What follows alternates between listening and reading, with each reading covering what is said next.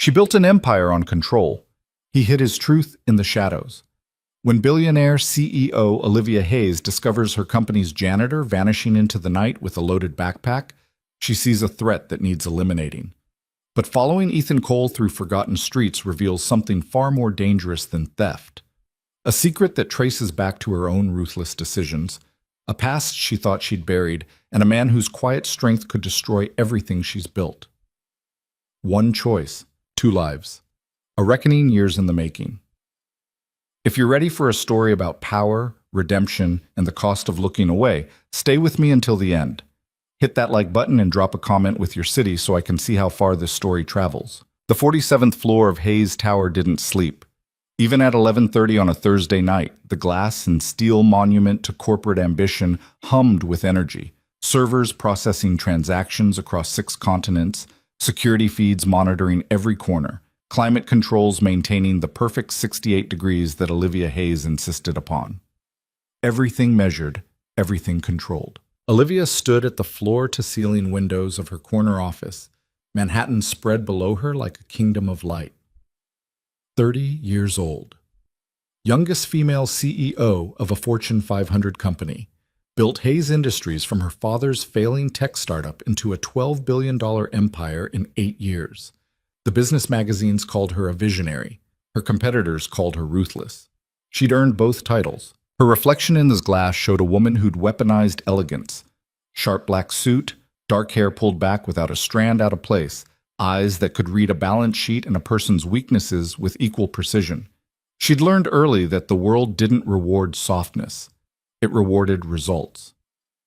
Ms. Hayes, her assistant Marcus Chen appeared in the doorway, tablet in hand, looking as crisp at this hour as he did at dawn. The Tokyo acquisition just closed. Yamamoto signed 10 minutes ago. Expected. Olivia didn't turn from the window. What's the situation with the Chicago facility? Union's backing down. They'll accept the restructuring terms by Monday. They'll accept them by Friday, or we move production to Mexico. Send the memo. Marcus hesitated. It was brief, barely noticeable, but Olivia caught it. She caught everything. Problem? That's 800 jobs, Ms. Hayes. Most of them have been with us for 800 inefficiencies. She turned to face him, and her voice was perfectly level, perfectly cold. We're not a charity, Marcus. We're a business. The numbers don't lie, and they don't care about tenure. He nodded, typing into his tablet. After 3 years as her assistant, he'd learned when to push and when to retreat. Anything else? The quarterly reports need to be on my desk by 6 a.m., and tell security to tighten the overnight protocols. I saw someone on the 32nd floor who shouldn't have been there. I'll look into it. After Marcus left, Olivia returned to her desk. A minimalist slab of carbon fiber that held 3 monitors, a crystal decanter of whiskey she never drank, and a framed photo she rarely looked at. Her father, taken 2 years before the stroke that left him a shell of himself, unable to recognize his own daughter. She'd promised him she'd save the company. Instead, she'd burned it down and rebuilt it as something unrecognizable. He probably wouldn't have approved, but he wasn't here to judge. Her phone buzzed. Richard Voss, her second-in-command and the man who'd helped engineer her rise. She answered without greeting. The Edwards deal is falling apart. Richard's voice was smooth, always smooth, even when delivering bad news. They're getting cold feet about the merger terms. Then warm them up. Remind Edwards what happened to Patterson Industries when they tried to back out of our agreement. Olivia. Richard's tone shifted, became almost paternal. He was 15 years older, had been her father's protege before becoming hers. Patterson went bankrupt. Are you sure you want to? I want Edwards to understand that my patience has limits. Make it clear. She ended the call and stood, gathering her coat. The office felt suddenly suffocating despite its vast space. She did her best thinking while moving, while watching, while maintaining control over her environment. The elevator descended in smooth silence. Olivia watched the floor numbers drop, each one representing a division of her empire. Legal on 42, international operations on 38, R&D on 34, human resources on 28, the department she avoided, staffed by people who seemed to think compassion belonged in a boardroom. The lobby was nearly empty at this hour. A security guard nodded as she passed. The marble floors gleamed, reflecting the sparse lighting. everything in its place. Everything as it should be. Then she saw him. The janitor. She'd noticed him before in passing, mid-30s, keeping his head down, pushing his cart with mechanical efficiency. Average height, brown hair that needed cutting, wearing the standard gray maintenance uniform that rendered him practically invisible. She didn't know his name. She'd never needed to. But tonight, something was different.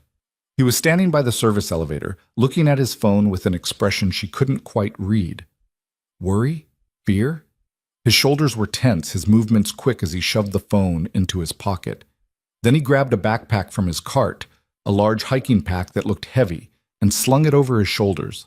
Olivia's instincts, honed by years of reading people and situations, activated like a targeted alarm system. Employees didn't leave with heavy backpacks at midnight, not unless they were taking something that didn't belong to them. She stepped back into the shadow of a marble column, watching. The janitor, she'd have Marcus pull his file in the morning, glanced around the lobby with obvious nervousness. He was checking for witnesses. Classic behavior. She'd seen it before in executives trying to hide insider trading, in suppliers cutting corners, and everyone who thought they could steal from her and get away with it. He headed for the exit, moving fast. Olivia followed. She told herself it was due diligence, protecting company assets, making sure her security team wasn't missing threats. But there was something else, something she didn't want to examine, a break in her perfect routine, a problem that needed solving, a mystery that demanded an answer. Outside, the November air bit through her coat. The janitor was half a block ahead, walking with purpose toward the subway station. Olivia kept her distance, blending into the thin crowd of night workers and late commuters. Following people wasn't in her usual skill set, but she was adaptable. She'd built an empire by learning what she needed to know. He didn't take the subway. Instead, he turned onto a side street, then another, moving away from the commercial district into an area Olivia recognized only from crime statistics and urban renewal proposals her company had rejected. The buildings grew shorter, shabbier. Graffiti appeared on walls. The people on the streets looked harder, watching her expensive coat with interest she didn't like. She almost turned back. This was what security teams were for, what private investigators handled. Why was she walking through what was clearly a deteriorating neighborhood at midnight, following a janitor who probably wasn't even stealing anything valuable? But Olivia Hayes didn't start things without finishing them. The janitor stopped at a corner store, one of those bulletproof windowed places that sold lottery tickets and cheap beer. He went inside. Through the street glass, Olivia watched him buy something, multiple somethings. His backpack was open on the counter. When he emerged, she ducked behind a parked car, feeling ridiculous. 30-year-old billionaires didn't crouch behind vehicles spying on their employees. But here she was. He walked 3 more blocks, deeper into what her risk assessment team would definitely classify as a bad area.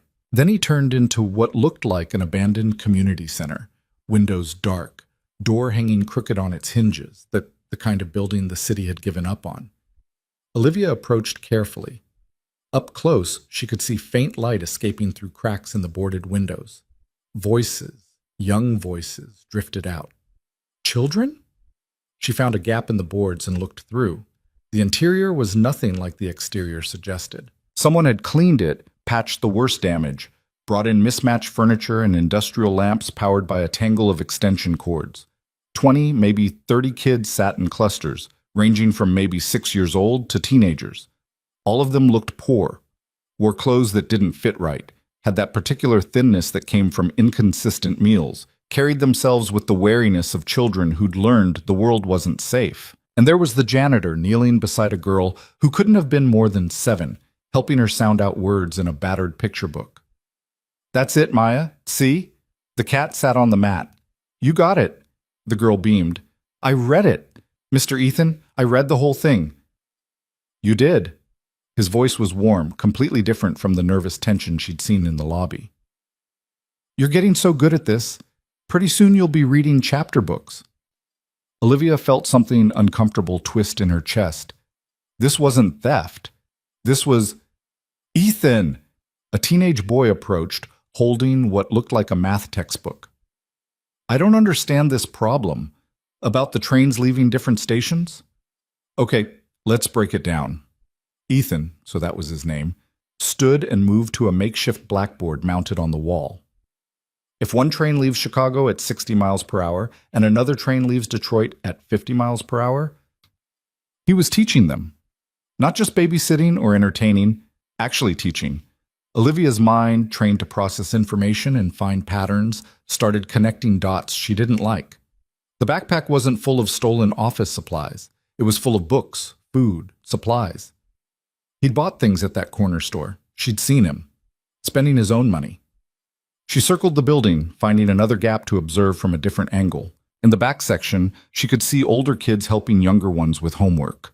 A makeshift kitchen area where a woman Olivia didn't recognize was distributing sandwiches. A corner with blankets and pillows where several small children had already fallen asleep. This wasn't a classroom, it was a shelter. "Everyone who hasn't eaten, come get food," the woman called. "Ethan brought sandwiches and fruit. Don't be shy." The kids swarmed the table, but with order, with respect. They'd been taught manners. They waited their turns. They said thank you. Ethan distributed the food, checking in with each child, asking about their day, their families, their problems. He knew all their names, knew which one had asthma and needed to avoid the drafty corner, knew which teenager was studying for a GED, knew which little boy missed his mom who worked night shifts. He moved through the space like someone who'd been doing this a long time. Comfortable. Committed. Olivia's uncomfortable feeling intensified. She was watching something that didn't fit into any category she understood. Charity work by someone who clearly had nothing to spare. Sacrifice without audience or recognition. Care given to people who couldn't offer anything in return. It didn't make sense. She checked her watch. 1:50. She should leave, get back to the tower, forward the janitor's information to security with a note that he was using company time inappropriately, even if he wasn't stealing. But she couldn't make herself move.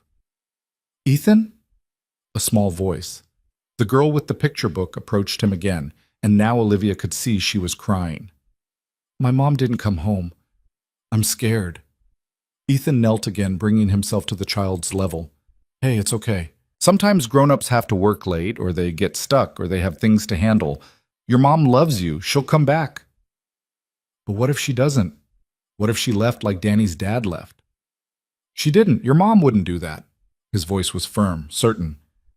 "Tell you what, you can stay here tonight, safe and warm, and we'll make sure you get home tomorrow. I promise." "You're not alone, Maya. You're never alone here." The girl hugged him, and Olivia saw his expression, pain mixed with determination, like he was fighting something bigger than a child's fear. The woman from the kitchen approached. "Ethan, we're running low on supplies. I hate to ask, but I get paid Friday. I can get more this weekend." "You already brought everything tonight. You can't keep—" "We'll figure it out, Anna. We always do." He stood, looking around at the children with something that looked like both hope and desperation. "These kids need us. That's all that matters." Olivia felt her phone vibrate. Marcus, probably wondering where she was, if she needed the car. She ignored it. She watched for another hour, watched Ethan help a teenager fill out a job application, watched him bandage a scraped knee, watched him read a bedtime story to the youngest ones with a patience that seemed infinite. He never checked his watch, never acted like he had somewhere better to be, never treated these forgotten children like they were anything less than important. Finally, around 2:30, he started gathering his things. "Same time tomorrow?" Anna asked. "Always." Ethan pulled on his coat, shouldered his empty backpack. "Make sure everyone's accounted for before you lock up. And if anyone needs anything urgent, you have my number." "We do. Be careful going home." "I will." Olivia slipped away before he exited, moving back into the shadows.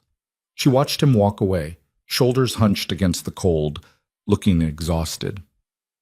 He didn't head toward the subway. Instead, he walked another 6 blocks to a building that made the community center look pristine. Crumbling brick, broken steps, windows covered with cardboard. He lived here, in this, while spending his minimum wage salary on other people's children. Olivia stood in the cold darkness, watching the light come on in what must be his apartment.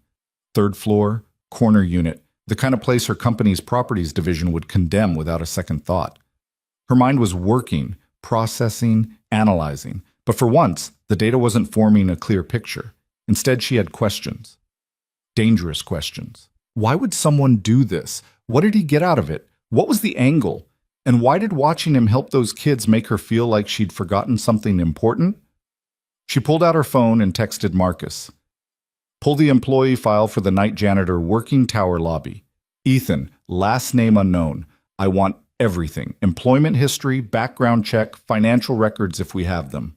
On my desk by 8 a.m. Then she looked back at the broken building where a man who had nothing was giving everything away. The uncomfortable feeling in her chest had a name now, she realized. One she hadn't felt in years, had trained herself not to feel. Shame. Friday morning arrived with the kind of crisp clarity that Olivia usually appreciated. Everything sharp, everything visible, nothing hidden. She'd gotten 3 hours of sleep, changed into fresh clothes from the wardrobe she kept at the office, and was reviewing contracts when Marcus appeared at 7:45. The file you requested. He placed a folder on her desk, his expression carefully neutral. Though I have to ask, you don't. Olivia opened it without looking up. Thank you. After Marcus left, she read, Ethan Michael Cole, 32 years old, hired 8 months ago through a temp agency, high school education. No college. Previous employment, construction worker, warehouse associate, retail clerk. A string of jobs that spoke of someone constantly struggling. Emergency contact. Lily Cole, daughter, age 7. Daughter. He had a daughter. Olivia flipped through the background check, the standard screening they ran on all employees. Nothing remarkable. No criminal record. A few old addresses, each one in progressively worse neighborhoods. References from previous employers describing him as reliable, quiet, hardworking. There was a photo from his security badge. He looked different than she'd expected. Tired, yes, but his eyes had something in them. Not hope exactly, more like refusal. Refusal to give up, to give in, to let the world break him completely. She almost closed the file. Almost dismissed the whole thing as unusual but not her concern. A janitor doing charity work on his own time wasn't company business. But something made her flip to the last page. The employment application, filled out in careful handwriting. Previous employer, Tecton Manufacturing. Olivia's hand stopped moving. Tecton. She knew that name. Knew it in the way you know something buried that you don't want to examine. She opened her laptop, pulled up her archived business files, searched for Tecton Manufacturing. The results loaded, and the uncomfortable feeling from last night came roaring back as recognition. 5 years ago, Hayes Industries had acquired a component supplier to streamline their production chain. The supplier had exclusive contracts with several smaller manufacturers, including Tecton. When Hayes took over, Olivia had restructured everything, canceling contracts that didn't meet her efficiency standards. Tecton had been one of them. They'd lost their primary contracts, couldn't sustain operations, filed for bankruptcy within 6 months. She remembered Richard presenting her with the numbers, showing her how cutting loose the underperforming suppliers would save them millions annually. She'd signed off without hesitation. It was business. It was smart. She'd never thought about the people who lost jobs when Tecton closed. Olivia pulled up more records, her fingers moving faster now. Tecton had employed 200 people. Most had found other work eventually. Some hadn't. She pulled local news archives, found a story about the closure. There was a photo. Workers leaving the facility for the last time, carrying boxes. In the background, barely visible, a man who looked like a younger version of Ethan Cole. The article mentioned employee interviews. One name stood out, Ethan Cole, assembly line supervisor, married, talking about how he'd worked at Tecton for 6 years, how he didn't know what he'd do now, how his wife was pregnant and they'd just bought a house. Olivia kept reading, following threads she didn't want to follow, finding pieces of a story she definitely didn't want to know. 3 months after Tecton closed, car accident. Jennifer Cole, 29, died at the scene. Driver fell asleep at the wheel after working double shifts at 2 jobs.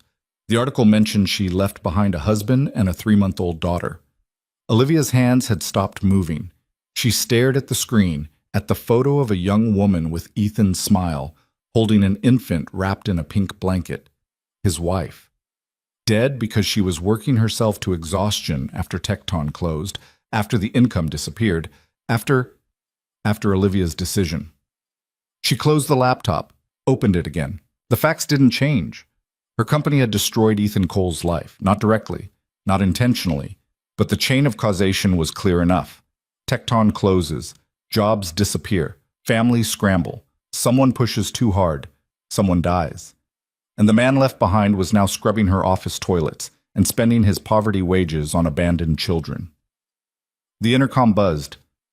"Ms. Hayes, your 8:30 is here." She didn't move. Couldn't make herself focus on whatever meeting was scheduled. "Ms. Hayes? Cancel it. Cancel everything this morning." "But the Edwards, I said cancel it." Olivia stood, walked to her window, looked out at the empire she'd built. From here, she couldn't see the broken neighborhoods, the failing schools, the forgotten people. From here, everything looked clean and controlled and successful. She thought about the children in that community center. How many of them were there because of decisions like hers? How many families had been destroyed by efficiencies and restructurings and the cold mathematics of business? Her phone rang. Richard. She let it go to voicemail. She'd built Hayes Industries by being smarter, faster, more ruthless than everyone else, by never letting sentiment cloud judgment, by understanding that you couldn't save everyone, so you saved yourself and let the rest figure it out. But Ethan Cole hadn't figured it out. He'd lost everything: career, wife, stability. And instead of becoming bitter, instead of breaking, he turned around and started saving other people. With nothing. While she had everything. The shame from last night was back, but now it had company, guilt, anger at herself. And something worse, the dawning realization that maybe, just maybe, her perfect logic had a flaw she'd never wanted to see. The intercom buzzed again. "Ms. Hayes, I'm sorry, but Richard is insisting it's urgent." Olivia picked up her phone. "What?" "Good morning to you, too." Richard's voice had that tone that meant he was about to present a problem he expected her to solve. "We have a situation." "What kind of situation?" "The kind where I need you to trust me. Meet me in conference room B in 10 minutes. Don't ask questions yet." He hung up before she could respond. Olivia looked at Ethan's file, still open on her desk, at the photo of the man who'd survived what she'd helped create and somehow become better instead of broken. Then she closed the file, straightened her suit, and went to meet Richard. Whatever situation he'd found couldn't possibly be as complicated as the one she'd just discovered. She was wrong. Conference room B was smaller than the main boardroom, designed for discussions that required discretion. Richard was already there when Olivia arrived, along with two people she didn't recognize, a man in an expensive suit that screamed corporate lawyer, and a woman with the efficient appearance of someone from HR. "Close the door," Richard said. Olivia did. Her instincts immediately alert. Richard only used this room for problems he wanted contained. "What's going on?" "Sit down first." "I'll stand." "Talk."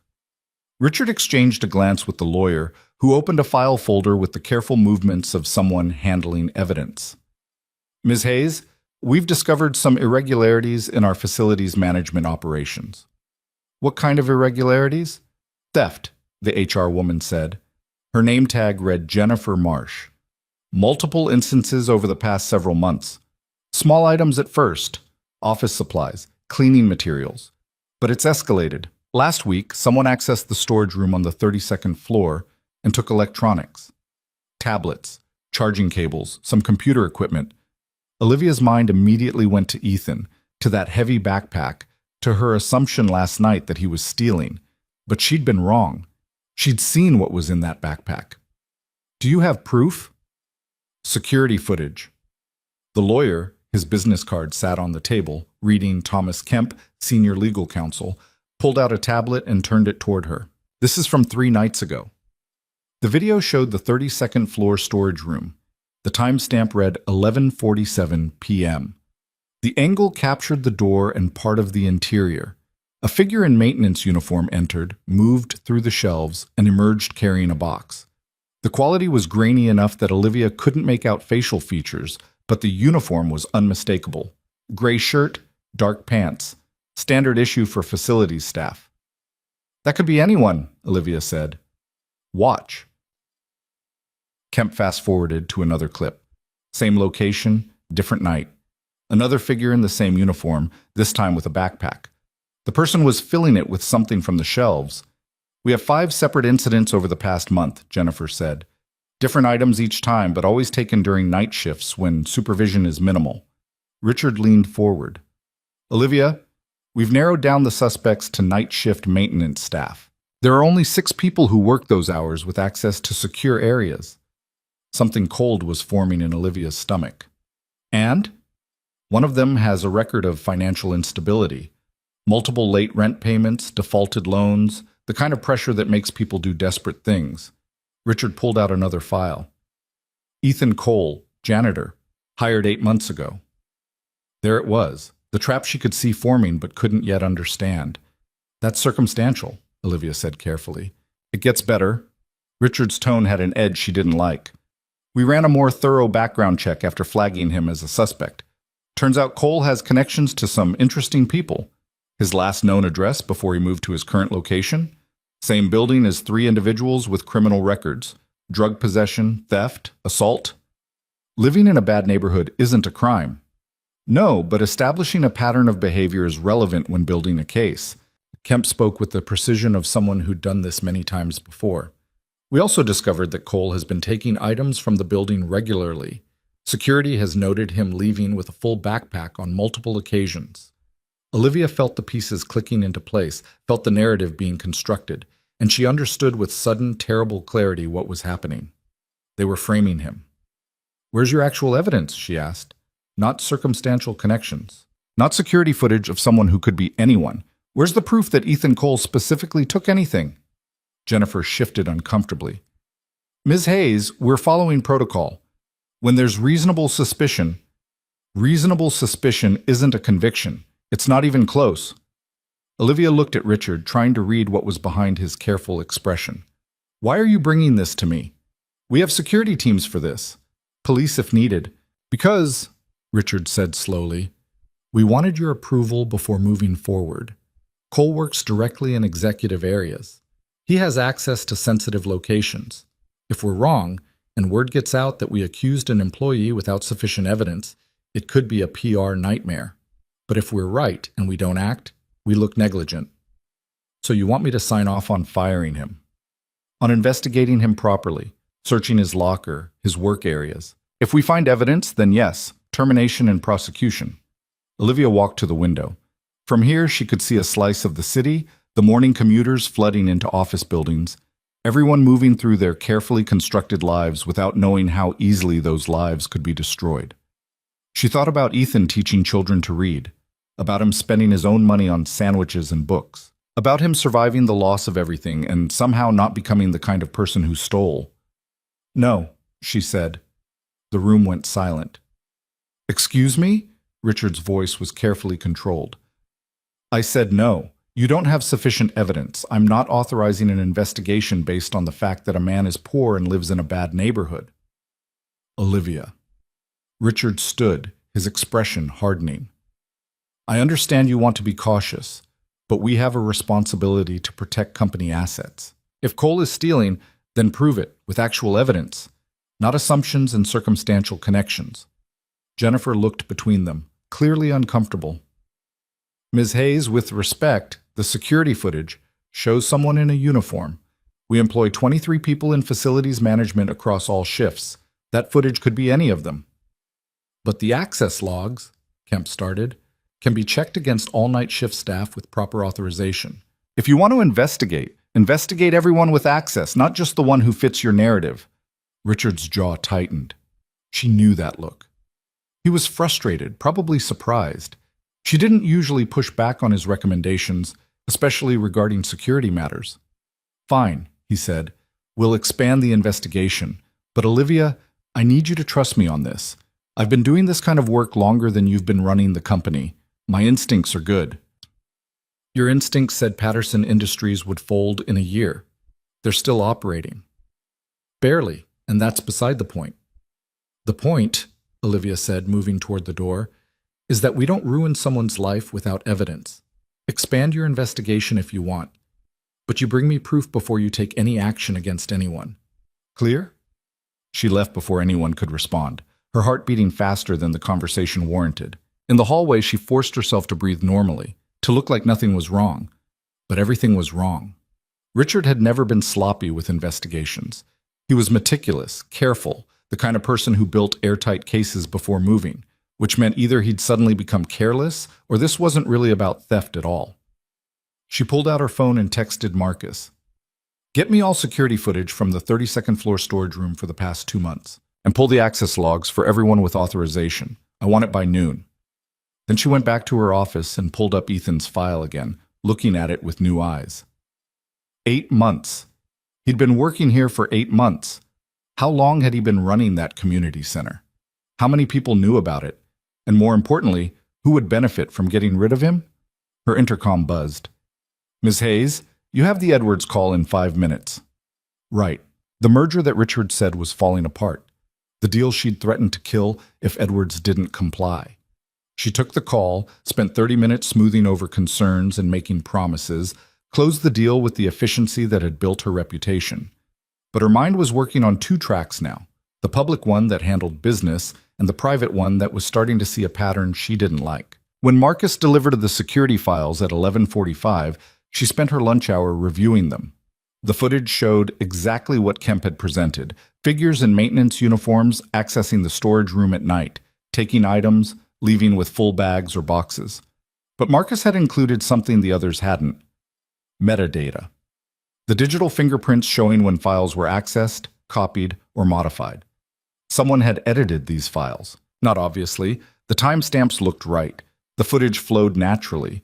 But the underlying code showed gaps, splice points where frames had been removed or rearranged. Olivia felt something cold settle in her chest. The footage was fake, or at least manipulated. She pulled up the access logs next. 23 people had authorization for that storage room. Night shift narrowed it to 6. But the log showed something interesting. Cole's badge had been scanned at the storage room entrance 5 times in the past month, matching the incidents exactly. Too exactly. She picked up her phone, called down to security. This is Hayes. I need the raw badge data for access point S32 for the past 60 days, not the processed logs. The raw data from the scanner itself. Yes, Ms. Hayes. That'll take about an hour to pull from the backup system. I'll wait. While she waited, she did something she almost never did. She left her office and went down to the facilities management area in the basement level. It was a part of the building she'd never visited, where the people who kept everything running worked in spaces that didn't need to impress anyone. The supervisor, a woman named Rita Carson, according to her desk nameplate, looked surprised to see her. Ms. Hayes, is there a problem? I need to speak with Ethan Cole. Is he working today? Cole? He's on the night shift. Won't be in until 9. What can you tell me about him? Rita's expression became guarded. Is he in trouble? I'm asking you about his work performance. He's good. Never late, never complains, does his job well. Some of the guys are lazy, but Cole actually cares about doing things right. Rita paused. Why? What's this about? How does he get along with the other staff? Keeps to himself mostly, polite but quiet. Look, Ms. Hayes, if someone said something about Cole, you should know he's not the type to cause problems. He just comes in, does his work, leaves. Has anyone seemed interested in him? Asked questions about him? Rita frowned. That's a weird question. Answer it. There was a guy from upstairs, a couple weeks ago, corporate looking, said he was from HR doing routine evaluations. Asked about the night shift staff, seemed particularly interested in Cole's schedule, his routines, where he went on breaks. Do you remember his name? Didn't give one. Just flashed an ID card and said it was routine. Olivia felt the pieces sliding into place, forming a picture she really didn't like. If he comes back, I want you to notify security immediately, and I want you to contact me directly. She handed Rita a business card with her private number. Do not tell anyone else about this conversation. Ms. Hayes, what's going on? I'm not sure yet, but until I am, I need you to keep this quiet. Back in her office, the raw badge data was waiting. Olivia pulled it up and immediately saw what she'd suspected. The processed logs showed Cole's badge accessing the storage room during the theft times. The raw data showed something different. Cole's badge had been scanned at the storage room, but also at 2 other locations in the building at the exact same timestamps, simultaneously, which was impossible unless someone had cloned his badge. She sat back, staring at the evidence of a frame-up. Someone had copied Cole's access credentials, used them to enter the storage room, and then edited the security footage and access logs to create a narrative that made him look guilty. The question was who and why. Her phone rang. Richard again. "We've found something," he said without preamble. "We got approval to search Cole's locker. You need to see this." "I'm busy." "Olivia, we found stolen property in his locker. You need to see this now." She hung up and stood, her mind racing. Someone had cloned Cole's badge. Someone had edited security footage. And now, conveniently, stolen property had appeared in his locker. This wasn't an investigation. It was a setup. And Richard was either part of it or being manipulated by whoever was. She took the elevator down, her reflection in the polished doors showing a woman who looked calm and controlled. Inside, she was calculating probabilities, running scenarios, trying to understand what game was being played and why. The facilities area was crowded when she arrived. Richard was there, along with Kemp, Jennifer, 2 security guards, and Rita, who looked upset. "Show me," Olivia said. Richard led her to a row of lockers. One stood open, and inside were 3 tablets, multiple charging cables, and a box of USB drives. "Those are from the storage room inventory," Jennifer said. "Serial numbers match our missing items." "How did you get access to his locker?" Olivia asked. "We have master keys for security purposes." "Who opened it?" Richard stepped forward. "I did, in the presence of witnesses." "Who else has master keys?"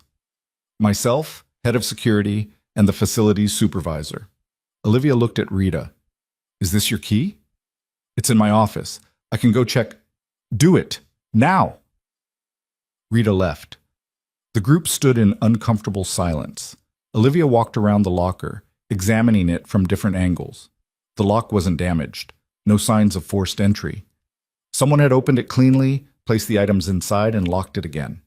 Rita returned, slightly out of breath. "My key's in my desk drawer where I always keep it. But Ms. Hayes, the lock on Cole's locker is broken. Has been for weeks. He mentioned it to me, said it doesn't catch right. Anyone could open it." "Did you report that?" Olivia asked.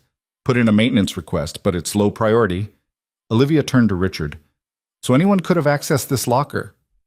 "That doesn't change what's inside it," Richard said. "No, but it changes what it means." She pulled out her phone, took photos of the locker's contents, the broken lock mechanism, the surrounding area. "You're not firing him based on this." "Olivia." Richard's voice dropped low, the tone he used when he was trying to be reasonable. "I know you want to be fair, but the evidence is overwhelming. The badge records, the security footage, now physical evidence in his possession. The badge records show his credentials were cloned. The security footage has been edited. And this locker has a broken lock that anyone could access. That's not evidence. That's a frame." The room went very quiet. "That's a serious accusation," Kemp said carefully. "It's a serious situation." Olivia looked at each person in turn. "Someone is setting Cole up. And until I know who and why, nobody touches him. Nobody speaks to him.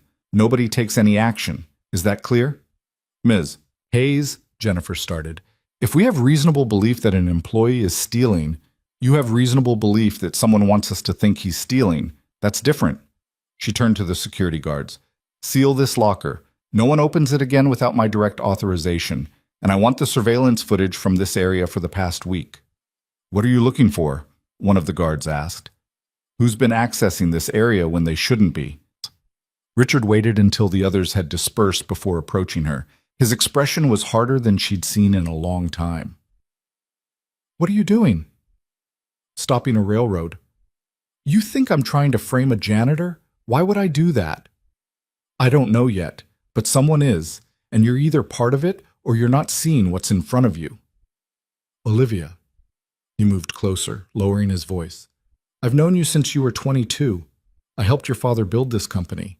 I've stood by you through every decision, every fight. Do you really think I'd fabricate evidence against some random employee?" "I think someone would, and right now you're the one pushing hardest to make this stick." His face flushed. "I'm trying to protect this company, which is supposed to be your priority too, or have you forgotten what we're building here?" "I haven't forgotten anything, including the fact that we have a responsibility not to destroy innocent people. Since when do you care about individual employees? You've fired hundreds. restructured departments that put thousands out of work, shut down entire divisions without blinking. But suddenly, one janitor matters? The question hit harder than he probably intended, because he was right. She'd made all those decisions without hesitation, without thinking about the Ethan Coles her choices created. "Maybe I should have cared before," she said quietly. Richard stared at her like she'd grown a second head. "What happened to you? Between yesterday and today, something changed. What was it?" She couldn't tell him about following Ethan, about the community center, about the children and the sacrifice, and the realization that her decisions had created the disaster she'd witnessed. That was private knowledge, gathered through means he'd consider obsessive and inappropriate. "I'm doing my job," she said instead, "protecting company interests, which includes not getting sued for wrongful termination. We have evidence. We have a setup, and I'm going to prove it." She left before he could respond, taking the elevator back up to her office. Her hands were shaking slightly, adrenaline mixing with something that might have been fear. Richard had been her father's right hand, had taught her everything about running a company, had been there for every major decision, every crisis, every triumph. She'd trusted him implicitly, but trust was what made betrayal possible. In her office, she pulled up everything she could find about Richard Voss. His employment history, his financial records, at least what was available to her as CEO, his connections, his recent activities. Nothing obvious jumped out. He was successful, well compensated, had no apparent financial problems that would motivate this kind of setup. His record was clean, his loyalty to the company seemingly unquestionable, which meant either she was wrong about him or he was better at hiding things than she'd realized. Her phone buzzed with a text from Marcus. "The surveillance footage from facilities area is on your secure server. Also, something you should know, Richard requested Cole's home address this morning, said it was for the investigation." Olivia's blood went cold. She called Marcus immediately. "Did you give it to him?" "It's in the employee file. He had access." "When did he request it?" 7:15, before your meeting, before they'd supposedly found the items in Cole's locker, which meant Richard had been planning something that required knowing where Cole lived. She checked the time. 3:40. Cole's shift started at 9. She had 5 hours to figure out what was happening and how to stop it. She pulled up the surveillance footage from the facilities area, scrolling through hours of mundane activity, employees coming and going, maintenance work, routine operations. Then, at 2:30 in the morning, 3 days ago, she saw something. A figure in dark clothes, face angled away from cameras, moving through the facilities area with the kind of confidence that suggested they belonged there. The person approached Cole's locker, opened it, the broken lock offering no resistance, and placed something inside. A box. Then closed the locker and left. The angle was wrong for facial identification, but the build was right. The height, the walk. Olivia zoomed in, enhanced the image as much as the software allowed. The person was wearing a watch. Expensive, distinctive. She recognized it because she'd seen it 100 times in meetings. Richard's watch. She sat back, the evidence finally complete. Richard had framed Ethan Cole, had manufactured everything, the badge cloning, the edited footage, the planted evidence, had built an entire case designed to destroy a man who'd already lost everything. But why? She pulled up Richard's recent activities, his calendar, his communications. Most of it was normal business operations. But there were gaps. Meetings marked as private, calls with no notes, times blocked off with no explanation. She dug deeper, accessing financial systems she rarely bothered with. Richard's expense report showed normal business spending, but there was a pattern. Regular payments to a consulting firm she didn't recognize. Small amounts, nothing that would trigger automatic reviews, but consistent, monthly, for the past year. She researched the firm, Vanguard Strategic Consulting. No website, no public presence, just a registered business address in Delaware, a shell company. Richard was moving money through a shell company, which meant he was hiding something. And if he was willing to frame an innocent man, whatever he was hiding was probably worth a lot more than some stolen tablets. Her intercom buzzed. "Ms. Hayes, Richard is asking to see you. Tell him I'm busy. He says it's urgent, about the Cole situation." Olivia's mind raced. Richard knew she'd seen the evidence in the locker. He was probably expecting her to authorize Cole's termination. When she didn't, he'd want to know why. Give me 5 minutes, she said. She copied everything she'd found, the unedited badge data, the surveillance footage showing Richard planting evidence, the financial records showing the shell company payments, onto a secure drive. Then she called her personal lawyer, someone outside the company who owed Richard nothing. David, it's Olivia Hayes. I need you to hold something for me. If anything happens to me or if I don't check in with you by tomorrow morning, I need you to send these files to the SEC and the district attorney's office. Olivia, what's going on? Insurance. Can you do it? Of course, but I'll explain later. Check your secure email in 2 minutes.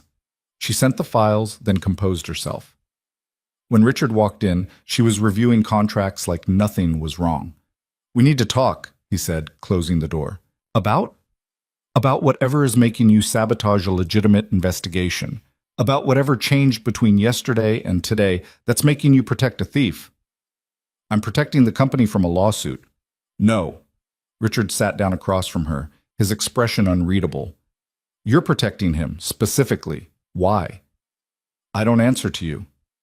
You should answer to logic, to business sense, to the principles you've built this company on. He leaned forward. What did Cole do? Did he get to you somehow? Is he blackmailing you? The accusation was so absurd it almost made her laugh. You think a janitor is blackmailing me? I think something made you suddenly care about an employee you've never spoken to, and that concerns me. Because people who can manipulate you into protecting them can manipulate you into worse. Nobody's manipulating me. I'm doing what's right. Since when do you care about right?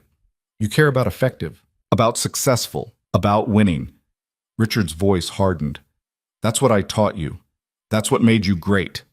Don't let some misplaced sympathy destroy what we've built. What we've built? Olivia repeated the word slowly. Interesting choice. I thought I built this company. You did, with my help, with my guidance, with my protection from the mistakes you'd have made without me. There it was, the subtext she'd never quite noticed before.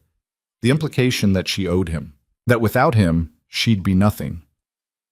I appreciate everything you've done, she said carefully, but I'm the CEO. I make the final decisions, and my decision is that we're not moving forward against Cole without better evidence. Better evidence. Richard smiled, but it didn't reach his eyes. Or any evidence that you'll accept, because I could bring you a signed confession and you'd find a reason to dismiss it. Probably, since I know it would be as fake as everything else you've manufactured. The room temperature seemed to drop. Richard stood slowly. That's a dangerous accusation. It's a provable fact. I have the real badge data, the unedited security footage, and video of you planting evidence in Cole's locker. His expression didn't change, which told her everything. He'd known she'd figure it out eventually. He'd probably planned for it. Why? She asked. Why frame him? What did he do to you? He didn't do anything to me. He's nobody. A piece of collateral damage in a much bigger situation. What situation? Richard walked to the window, looking out at the city. You built this company into something extraordinary, but you also made enemies. Powerful people who don't like how fast you're growing, how much market share you're taking. They want you distracted. They want you vulnerable. And framing a janitor accomplishes that how? It doesn't, but it starts the process. First, the theft investigation. Then the wrongful termination lawsuit when you fire him. Then the media coverage of how Hayes Industries treats its working-class employees. Then the labor board investigations. Then the union drives at all our facilities. Death by 1,000 cuts, each one designed to slow you down while your competitors catch up. Olivia felt cold understanding settle over her. Someone paid you to do this. Someone paid me to protect company interests. Sometimes that means making hard choices. Destroying an innocent man isn't a hard choice. It's a crime. It's strategy, something you used to understand. I still understand strategy. What I don't understand is betrayal. Richard turned back to her. This isn't betrayal. This is me trying to save you from yourself. You're going soft, Olivia, letting emotions cloud your judgment. That's how CEOs lose their companies. Is that what happened to my father? Did he go soft? Is that why you were so eager to help me take over when he had his stroke? Something flickered in Richard's eyes. Your father was a good man, but a weak businessman. He couldn't make the difficult decisions. That's why the company was failing. Or maybe someone was sabotaging him, making him look weak, setting him up to fail so his daughter would have to take over. His daughter, who trusted her father's right-hand man completely. You're being paranoid. Am I? Because suddenly, I'm wondering how many of my decisions were actually mine. How many times you've manipulated situations to get the outcome you wanted. How much of my success is real and how much is you pulling strings. Everything you've achieved is real.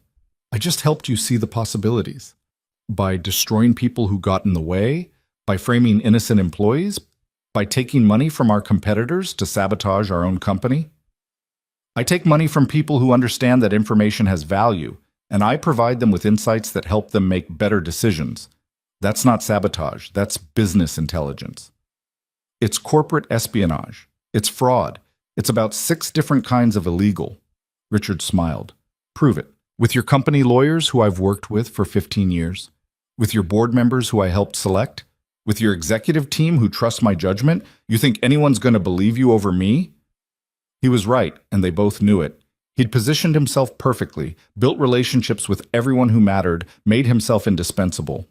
Why are you telling me this? Olivia asked. Why admit it? Because you need to understand the reality of the situation. You have evidence, yes, but if you use it, you destroy the company. The SEC investigation alone would tank our stock. The criminal charges would void our government contracts. The publicity would drive away investors. Everything we've built would collapse. Everything you've corrupted. Everything I've protected. Richard moved toward the door. So here's what's going to happen. You're going to authorize Cole's termination. You're going to let the theft investigation conclude quietly. And you're going to forget about this conversation. In return, I'll make sure our competitors don't escalate their attacks. I'll keep protecting the company. And you get to keep being CEO of a successful empire instead of the defendant in a dozen lawsuits. And if I refuse, then I'll be forced to take steps I'd prefer to avoid, starting with making sure Cole doesn't just lose his job. He loses everything. His home, his daughter, his freedom. Because if you won't play along, I'll make sure he takes the fall for a lot more than some stolen electronics. Olivia felt rage surge through her, cold and focused. You're threatening to hurt a child to manipulate me? I'm explaining consequences. You protect Cole. You put his daughter at risk. You let this go. Everyone walks away clean. Richard opened the door. Think about it. You have until his shift starts at 9. After that, decisions get made whether you like them or not. He left, closing the door quietly behind him. Olivia stood frozen, her mind racing through options. She had evidence of Richard's crimes. But he was right about the damage using it would cause. The company would survive, probably, but thousands of employees would suffer through the chaos. And he'd threatened Lily, a 7-year-old girl who'd already lost her mother. She thought about calling the police, the FBI, the SEC.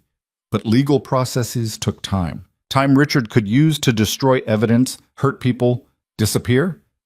She thought about warning Ethan, telling him to take his daughter and run. But running meant giving up everything he'd built, the community he served, the life he'd somehow managed to create from ruins. She looked at the clock. 4:30. 4.5 hours until Ethan's shift started.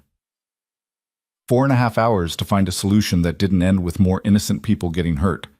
Her phone rang. Unknown number. She almost didn't answer. Then, on instinct, she did. Ms. Hayes? A woman's voice, unfamiliar. This is Anna Chen. I work with Ethan Cole at the community center. Olivia's heart started racing. How did you get this number? Ethan gave it to me. Well, not directly. He keeps an emergency contact list in case something happens to him. Your office number is on it. Why would I be on his emergency contact list? I don't know, but I need to talk to you. It's about Ethan. Something's wrong. Olivia's grip tightened on the phone. What do you mean something's wrong? Can we meet? I don't want to talk about this over the phone. Anna's voice was tight with worry. Please, it's important. Where are you? The community center, Millbrook Street. Can you come now? Olivia checked the time again, 4:35. I'll be there in 20 minutes. She grabbed her coat and headed for the elevator, texting her driver as she walked. Marcus appeared from his desk, concern on his face. Ms. Hayes, you're 5 o'clock with the investors. Cancel it. Cancel everything for the rest of the day. Is everything all right? She looked at him, this assistant who'd worked for her loyally for 3 years, who'd never questioned her decisions, who'd helped her build this empire one meeting at a time. Marcus, if something happens to me, if I don't come back or if Richard tries to lock me out of my systems, I need you to send a file to David Brennan, my personal attorney. Can you do that? His expression shifted from concern to alarm. Ms. Hayes, what's going on? Insurance, that's all. But I need to know you'll do it. Of course, but no questions, not yet. Just be ready. The drive to Millbrook took 30 minutes through rush hour traffic. Olivia watched the city transform outside her window, the clean corporate towers giving way to older buildings, then to the kind of neighborhood where people didn't look at expensive cars with admiration, but with calculation. The community center looked even more decrepit in daylight. Graffiti covered the lower walls. The windows were still boarded. A group of teenagers smoking on the corner watched her car pull up with interest that wasn't friendly. Her driver, Miguel, turned to look at her. Ms. Hayes, are you sure about this? Stay with the car. Keep the doors locked. If I'm not back in 30 minutes, call this number. She handed him a card with David's information. What should I tell him? That I'm at this address and I might need help. Miguel's expression showed he wanted to argue, but he'd worked for her long enough to know when to listen. 30 minutes. Olivia got out feeling exposed in her designer coat and heels. The teenagers watched her approach the building, one of them saying something that made the others laugh. She ignored them and pushed through the crooked door. Inside, the space looked different than it had at night. Daylight filtering through the boards showed the extent of the damage this place had survived. Water stains on the ceiling, cracks in the walls, floor tiles missing in patches. But it also showed the care someone had taken. The furniture was clean. The books on makeshift shelves were organized. Children's artwork covered one wall, bright and hopeful against the decay. Anna Chen was waiting near the front, a woman in her 40s with tired eyes and quick hands that never stopped moving. Ms. Hayes, thank you for coming. You said something was wrong with Ethan. Not with him exactly, but he's in danger. Someone's been asking about him, asking the wrong kind of questions. Olivia felt her stomach drop. What kind of questions?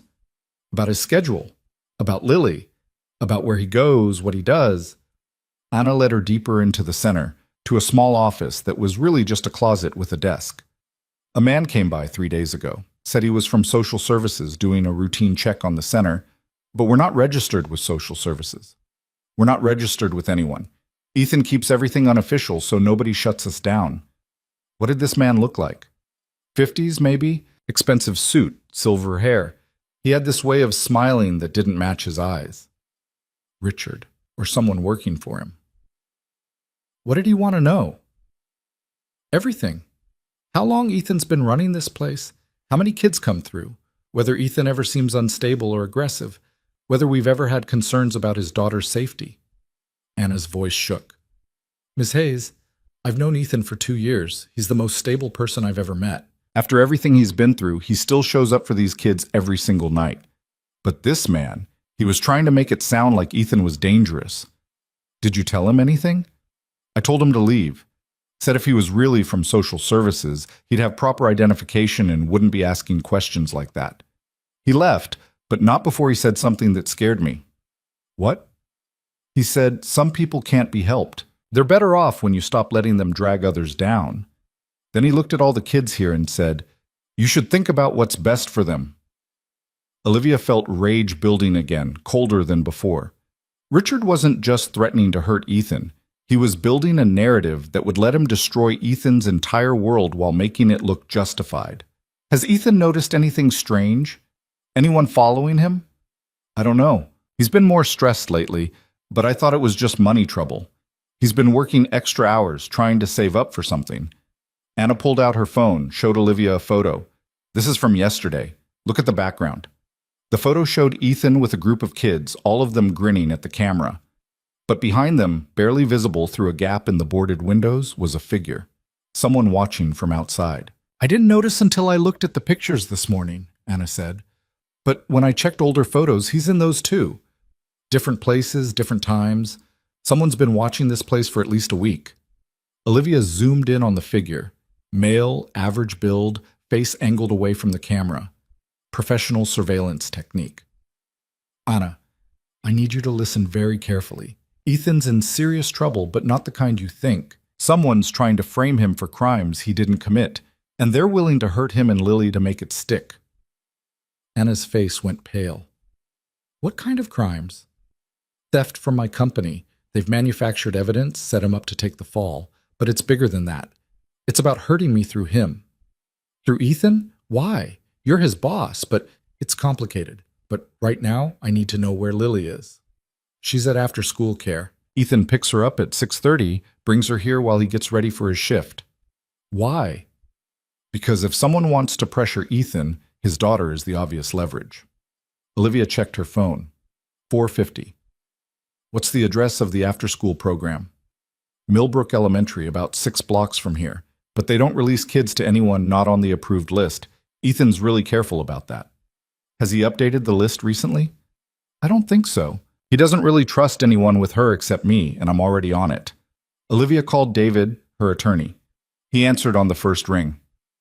Olivia, I got your files. What the hell is going on? No time to explain. I need you to do something for me. Call Millbrook Elementary School. Speak to whoever runs their after-school program. Tell them that under no circumstances should they release Lily Cole to anyone except her father. Say you're calling on behalf of her guardian's legal counsel and there's a custody dispute. Is there a custody dispute? There will be if I'm right. Just make the call. Now. Done. Anything else? If you don't hear from me by 7 tonight, go to the police with everything I sent you. Don't wait. Don't hesitate. Just do it. She hung up before he could ask more questions. Anna was staring at her. Ms. Hayes, you need to tell me what's happening. These kids, this place, it's all we have. If something happens to Ethan, nothing's going to happen to him. I'm not going to let it. The words came out with more confidence than Olivia felt. But I need you to help me. Can you get in touch with Ethan right now? He's sleeping. He works nights, so he sleeps during the day, but I have his apartment key for emergencies. This is an emergency. We need to wake him up and tell him what's happening before he walks into work tonight. They took Olivia's car, Miguel looking deeply uncomfortable as Anna directed them to Ethan's building. Up close, it was worse than Olivia remembered from that first night. The front door hung on broken hinges. The stairwell smelled like urine and mold, trash piled up in corners that no one bothered to clean. Anna led the way up 3 flights of stairs. He's been trying to move, save up for somewhere better. But rent keeps going up, and the good landlords don't want to rent to single fathers with spotty employment history. How long has he been here? 3 years. Since right after Jennifer died. Anna knocked on a door marked 3C. Ethan? It's Anna. I know you're sleeping, but we need to talk. No answer. Anna knocked again, louder. Ethan, please. It's important. Still nothing. Maybe he's out? Olivia suggested. He's never out during the day. He can't afford to be. Every hour he's not sleeping is an hour he'll be exhausted tonight. Anna pulled out a key, unlocked the door. Ethan, I'm coming in. Don't be mad. The apartment was small, maybe 400 square feet total. Kitchen, living area, and bedroom all visible from the entrance. Clean despite the building's condition. A battered couch, a table with mismatched chairs, shelves made from cinder blocks and boards holding more books. Children's drawings on the walls, a small desk with homework papers, a corner filled with stuffed animals that were worn but loved. No Ethan. His bed's made, Anna said, confusion in her voice. He never makes his bed during the day. Says it's a waste of time when he's just going to mess it up again. Olivia walked through the small space, her trained eye cataloging details. Coffee cup in the sink, still slightly warm. Ethan's work boots by the door, his keys on the hook. His keys are here, she said. He didn't leave. Then where is he? A sound from the bedroom closet, subtle, barely there, like someone trying not to breathe. Olivia moved toward it. Anna grabbed her arm. Wait, maybe we should... Olivia opened the closet door. A little girl stared up at her from the floor, arms wrapped around her knees, tears streaming down her face. 7 years old, with her father's eyes, an expression of pure terror. Lily? Anna rushed forward. Sweetheart, what are you doing here? You're supposed to be at after school. The girl didn't answer, just shook her head frantically. Olivia knelt down, making herself smaller, less threatening. Lily, my name is Olivia. I'm a friend of your dad's. Can you tell us what happened? I'm not supposed to talk to strangers. Her voice was tiny, breaking. That's a good rule. But Anna's here, and you know her, right? Lily looked at Anna, who nodded. It's okay, sweetie. You can talk to us. They took Daddy. The words hit Olivia like a physical blow. Who took him? Bad men. They came here when I got home from school. Daddy picked me up early, said we needed to stay home today, that something was wrong. Then they knocked on the door and Daddy looked through the peeker hole, and his face got really scared. He told me to hide in the closet and not come out no matter what. So I hid. What happened then? Anna's voice was gentle, but Olivia could hear the panic underneath. They broke the door. Daddy tried to fight, but there were too many. They hit him, and he fell down. Then one of them said, "Bring him," and they dragged him out. I heard their footsteps on the stairs, and then it got quiet. I've been hiding since then. I didn't know what to do. Olivia checked her watch, 5:15. Lily, what time did they take your dad? I don't know, after lunch sometime. The clock said 2:30 when I checked. 3 hours ago. Richard had moved faster than she'd anticipated. Sweetheart, did they say anything else? Anything about where they were taking him? Lily shook her head, then stopped. Wait, one of them was on the phone. He said something about the warehouse on Porter Street and holding him until the boss says what to do. Porter Street. Olivia knew it. Industrial area on the edge of Millbrook, mostly abandoned buildings that developers had been trying to buy for years. Hayes Industries had looked at properties there once, but Richard had said they weren't worth the investment. Richard, who apparently kept warehouses for kidnapping employees. Anna, stay with Lily. Don't leave this apartment. Don't open the door for anyone except me or the police. You're going after him? Anna stood, blocking the doorway. Ms. Hayes, if these are the kind of people who'd kidnap someone in broad daylight, you can't just walk in there. I'm not planning to walk. I'm planning to end this. By yourself? You need to call the police. And tell them what? That my COO kidnapped my janitor as part of a corporate conspiracy? They'll waste hours verifying the story while Ethan bleeds out somewhere. Then take Miguel. Take someone. Olivia looked at Lily, this child who'd already lost her mother, now hiding in a closet while her father disappeared. The child Richard had threatened to hurt if Olivia didn't comply. She thought about all the decisions she'd made over the years. The ruthless choices. The calculated risks. The people she'd sacrificed for efficiency and profit. She'd told herself it was just business, that emotions didn't belong in boardrooms, that winners couldn't afford to care about casualties. But Ethan Cole wasn't a casualty. He was a human being who'd survived her decisions once and built something beautiful from the wreckage. And she'd be damned if she let Richard turn him into collateral damage again. I'm taking Miguel, she said. But Anna, if I'm not back in 2 hours, you call 911. Tell them everything. Tell them about the kidnapping, about Richard Voss, about the warehouse. Then call David Brennan. She handed Anna a business card. He'll know what to do. Downstairs, Miguel was exactly where she'd left him, alert and worried. Miguel, I need to ask you something, and I need you to be honest. How much combat experience do you have? He blinked. Ma'am? I know you're former military, Marines, right? I saw it in your background check when we hired you. So I'm asking, if we walk into a dangerous situation, can you handle yourself? Miguel's expression shifted, became harder. What kind of situation?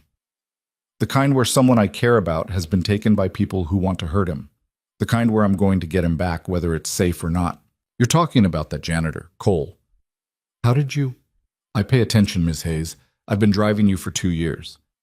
I notice when you do things that don't fit your pattern, like following an employee into a bad neighborhood at midnight, like coming to this building today. He paused. You care about him. I care about not letting innocent people die because of my mistakes. Same thing, different words. Miguel opened the glove compartment, pulled out something that made Olivia's breath catch. A gun. I've got 2 tours in Afghanistan and 3 years doing private security before this job.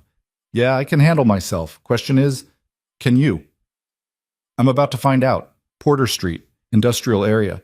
We need to find a warehouse where someone's holding Ethan Cole. Miguel started the car. You know this is crazy, right? You should call the police. The police take time we don't have. Then we do this smart. No heroics.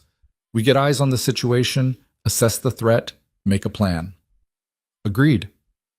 They drove in silence, the city changing again outside the windows. Olivia used the time to text Marcus with coded instructions, setting up triggers that would activate if she didn't check in. She texted David with an update. She even pulled up Richard's number, her finger hovering over the call button. What would she say? That she was coming for Ethan? That she knew what Richard had done? That she wasn't going to play his game anymore? She deleted the draft message unsent. Porter Street was exactly as bleak as she remembered from the site surveys. Abandoned factories with broken windows, warehouses with rusted doors, empty lots filled with debris. A few structures showed signs of recent use: security fencing, functional locks, vehicles parked nearby. There. Miguel pointed to a warehouse at the end of the street. Two black SUVs parked outside, windows tinted, the kind of vehicles that screamed professional operation. That's not a homeless encampment or a squatter situation. That's organized. They parked 2 blocks away, approached on foot. The sun was setting, throwing long shadows that gave them cover. Miguel moved like someone who'd done this before, using buildings and vehicles for concealment, checking sight lines, assessing angles. 2 guards outside that I can see, he whispered. Probably more inside. They're armed, professional stance. This isn't some gang operation. These are trained security. Richard hired them, probably through that shell company he's been running. Miguel gave her a sharp look. Your COO is running a shell company and hiring mercenaries? Ms. Hayes, what the hell have you gotten into? Corporate espionage, fraud, conspiracy, take your pick. Olivia peered around a concrete pillar, studying the warehouse. Single entrance visible from this angle. Windows too high to access without equipment. The building was probably 70 years old, industrial construction built to last. We need a distraction, Miguel said. Something to pull the outside guards away from the entrance. Then we can slip in, locate Cole, extract him before they know what's happening. Or we could try the direct approach. The direct approach gets us shot. Not if they're expecting me. Olivia pulled out her phone, took a breath, and called Richard. He answered immediately. Olivia, I was wondering when you'd figure it out. Where is he? Who? Don't play games. Ethan Cole. Your people took him 3 hours ago. Where is he? I have no idea what you're talking about, though I heard there was an incident in Millbrook. Domestic dispute, someone said. Very tragic. These poor neighborhoods, the violence is terrible. This isn't a domestic dispute. This is kidnapping, federal crime. And when this is over, you're going to prison. Richard laughed, genuinely amused. Prison? Right. With what evidence? The files you sent to your lawyer? The ones showing edited security footage and financial irregularities? I have explanations for all of it, Olivia. Reasonable, documented explanations that will make you look paranoid at best, criminally negligent at worst. I know where you're holding him. Porter Street warehouse. I'm 2 blocks away right now. Silence.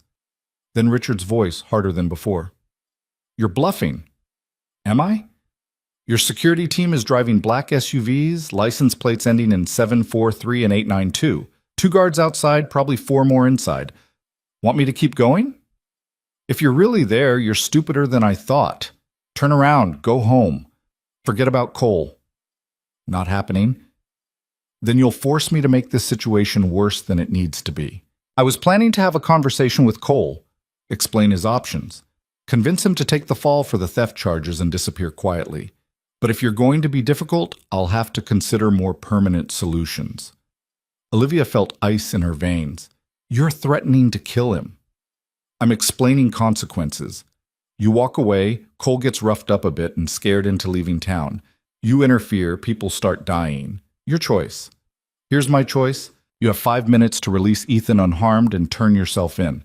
After that, I'm coming in. And when I do, everything you've built, every connection you've made, every dollar you've stolen, it all disappears. I'll make sure of it. With what leverage? You think anyone will believe you over me? I think the FBI will be very interested in Vanguard Strategic Consulting. I think the SEC will love analyzing your offshore accounts. And I think your corporate espionage clients will be extremely unhappy when their names become public record. She paused. I've spent the last hour sending files to every regulatory agency, Every news outlet, every competitor who'd love to see you burn. Right now, they're sitting in scheduled emails. If I don't cancel them in the next hour, they send automatically. More silence. Longer this time. You're destroying the company to save a janitor. I'm destroying a corrupt system to save an innocent man. Big difference. There's no such thing as an innocent man, Olivia. Everyone's dirty. Everyone compromises. That's how the world works. Maybe your world. Not mine. Not anymore. You'll regret this. Probably, but I'll regret it less than I'd regret letting you win. She hung up. Miguel was staring at her. Did you really send files to the FBI? Not yet, but I will if we're not out of here in an hour. She checked her phone, started composing emails with the evidence files attached, scheduled them to send at 7 o'clock. Now we wait and see if Richard's smart enough to cut his losses. They didn't have to wait long. The warehouse door opened. Two men emerged, dragging someone between them. Even from a distance, Olivia could see the blood, the way his legs weren't supporting his weight properly. Ethan. They dropped him on the ground outside the door. One of them kicked him, hard, in the ribs. Ethan curled up but didn't cry out. Didn't give them the satisfaction. Boss says you're free to go, one of the men said, loud enough that his voice carried. But if you're smart, you'll disappear. Leave town. Change your name, because if we see you again, it won't end this nicely. They went back inside. The SUVs started up, pulled away. Within minutes, the street was empty except for Ethan, lying motionless on the concrete. Olivia started forward. Miguel grabbed her arm. Wait, this could be a trap. They leave him as bait, see who comes for him. I don't care. She ran to Ethan, Miguel cursing behind her but following anyway. Up close, the damage was worse. His face was swollen, already bruising. His lip was split. Blood matted his hair. His breathing was shallow, pained. Ethan, she knelt beside him. Ethan, can you hear me? His eyes opened, unfocused. He tried to speak, coughed instead, blood on his lips. Don't talk. Miguel, help me get him to the car. They lifted him as carefully as they could, but he still groaned. Broken ribs, probably. Maybe worse. Miguel got him into the back seat while Olivia climbed in beside him, supporting his head. Hospital, Miguel said, already driving. No. Ethan's voice was barely a whisper. Can't afford hospital, and they'll call police. Questions. You need medical attention.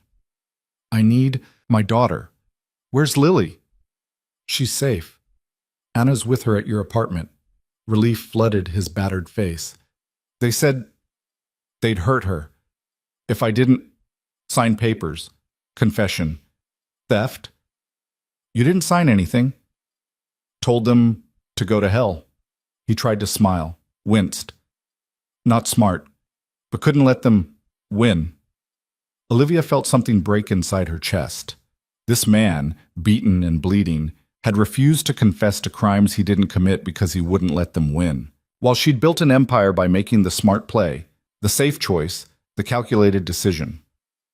You're going to the hospital, she said firmly. I'll pay for it. I'll handle the questions. You're not dying because you can't afford medical care. Why? Ethan's eyes focused on her, really seeing her for the first time. Why do you care? I'm just janitor. Nobody. You're not nobody, and this is my fault. All of it. My company destroyed Tecton. My decisions cost you your wife. And now my COO almost killed you, so I'm going to fix it. Can't fix the past. No, but I can fix the present. She looked at Miguel. Memorial Hospital. Emergency entrance. Fast. They made it in 12 minutes. Hospital staff swarmed the car, loading Ethan onto a gurney, asking questions Olivia answered with authority she didn't really have. Yes, she was family. Yes, she'd cover all costs. No, they didn't need to contact anyone else. A nurse pulled her aside while they wheeled Ethan into treatment. Ma'am, are you his wife? No, employer. Then I need you to fill out whatever paperwork you need. I'll complete it. Right now, I need you to make sure he survives. Money is not an issue. Use whatever resources necessary. The nurse's expression shifted, recognizing the tone of someone who expected to be obeyed. We'll take good care of him. Olivia found a chair in the waiting room, suddenly exhausted. Miguel sat beside her, his gun back in its holster, but still alert. "That was the stupidest thing I've ever been part of," he said. "And I've done a lot of stupid things. Thank you for coming anyway. You pay me to drive you places. Figured this counted." He paused. "For what it's worth, I think you did the right thing." The right thing would have been preventing this in the first place. Can't change the past, can only choose what you do next. Ethan had said almost the same thing. Olivia pulled out her phone, canceled the scheduled emails to the FBI and SEC. Then she opened a new message to Richard. "Cole is in the hospital. If he dies, the emails send anyway.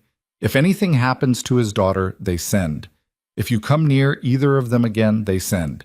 You have 24 hours to resign and disappear. After that, I'm done playing nice." She hit send, then turned her phone off. A doctor appeared an hour later, looking tired but professional. "Miss Hayes, Mr. Cole is stable. 3 broken ribs, concussion, various contusions and lacerations. We're keeping him overnight for observation, but he should make a full recovery." "Can I see him?" "He's asking for his daughter." "I'll bring her." Olivia called Anna, explained the situation in broad terms, arranged for Miguel to pick up Lily and bring her to the hospital. While she waited, she thought about everything that had led to this moment.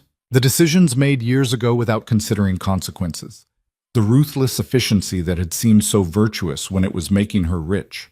The people ground up in the machinery of her success. People like Ethan, who'd lost everything so she could gain more. She'd always thought she was building something important, creating value, providing jobs, driving innovation. But sitting in this hospital waiting room, waiting to see if a man would survive being beaten because she'd made her COO angry, she wondered if she'd been building anything at all, or just breaking things in more elaborate ways. Lily arrived with Miguel, her small hand gripping Anna's. When she saw Olivia, she stopped. "You're the lady from Daddy's closet." "I am." "Your dad's okay. He's hurt, but he's okay. Do you want to see him?" Lily nodded, tears starting again. They walked together to Ethan's room, Anna and Miguel staying back to give them space. Ethan was propped up in the hospital bed, bandaged and bruised, but conscious. When he saw Lily, his face transformed despite the pain. "Hey, kiddo." "Daddy!" Lily ran to him, stopped at the last second, afraid to hurt him. "You're bleeding." "Just a little, but I'm okay. Promise." He held out his hand and she took it carefully. "Did you do what I said? Did you hide?" "I hid until Anna and the lady came." "I was so scared." "I know, I'm sorry, but you were so brave. I'm proud of you." Lily started crying in earnest then, and Olivia felt like she was intruding on something private. She turned to leave. "Wait."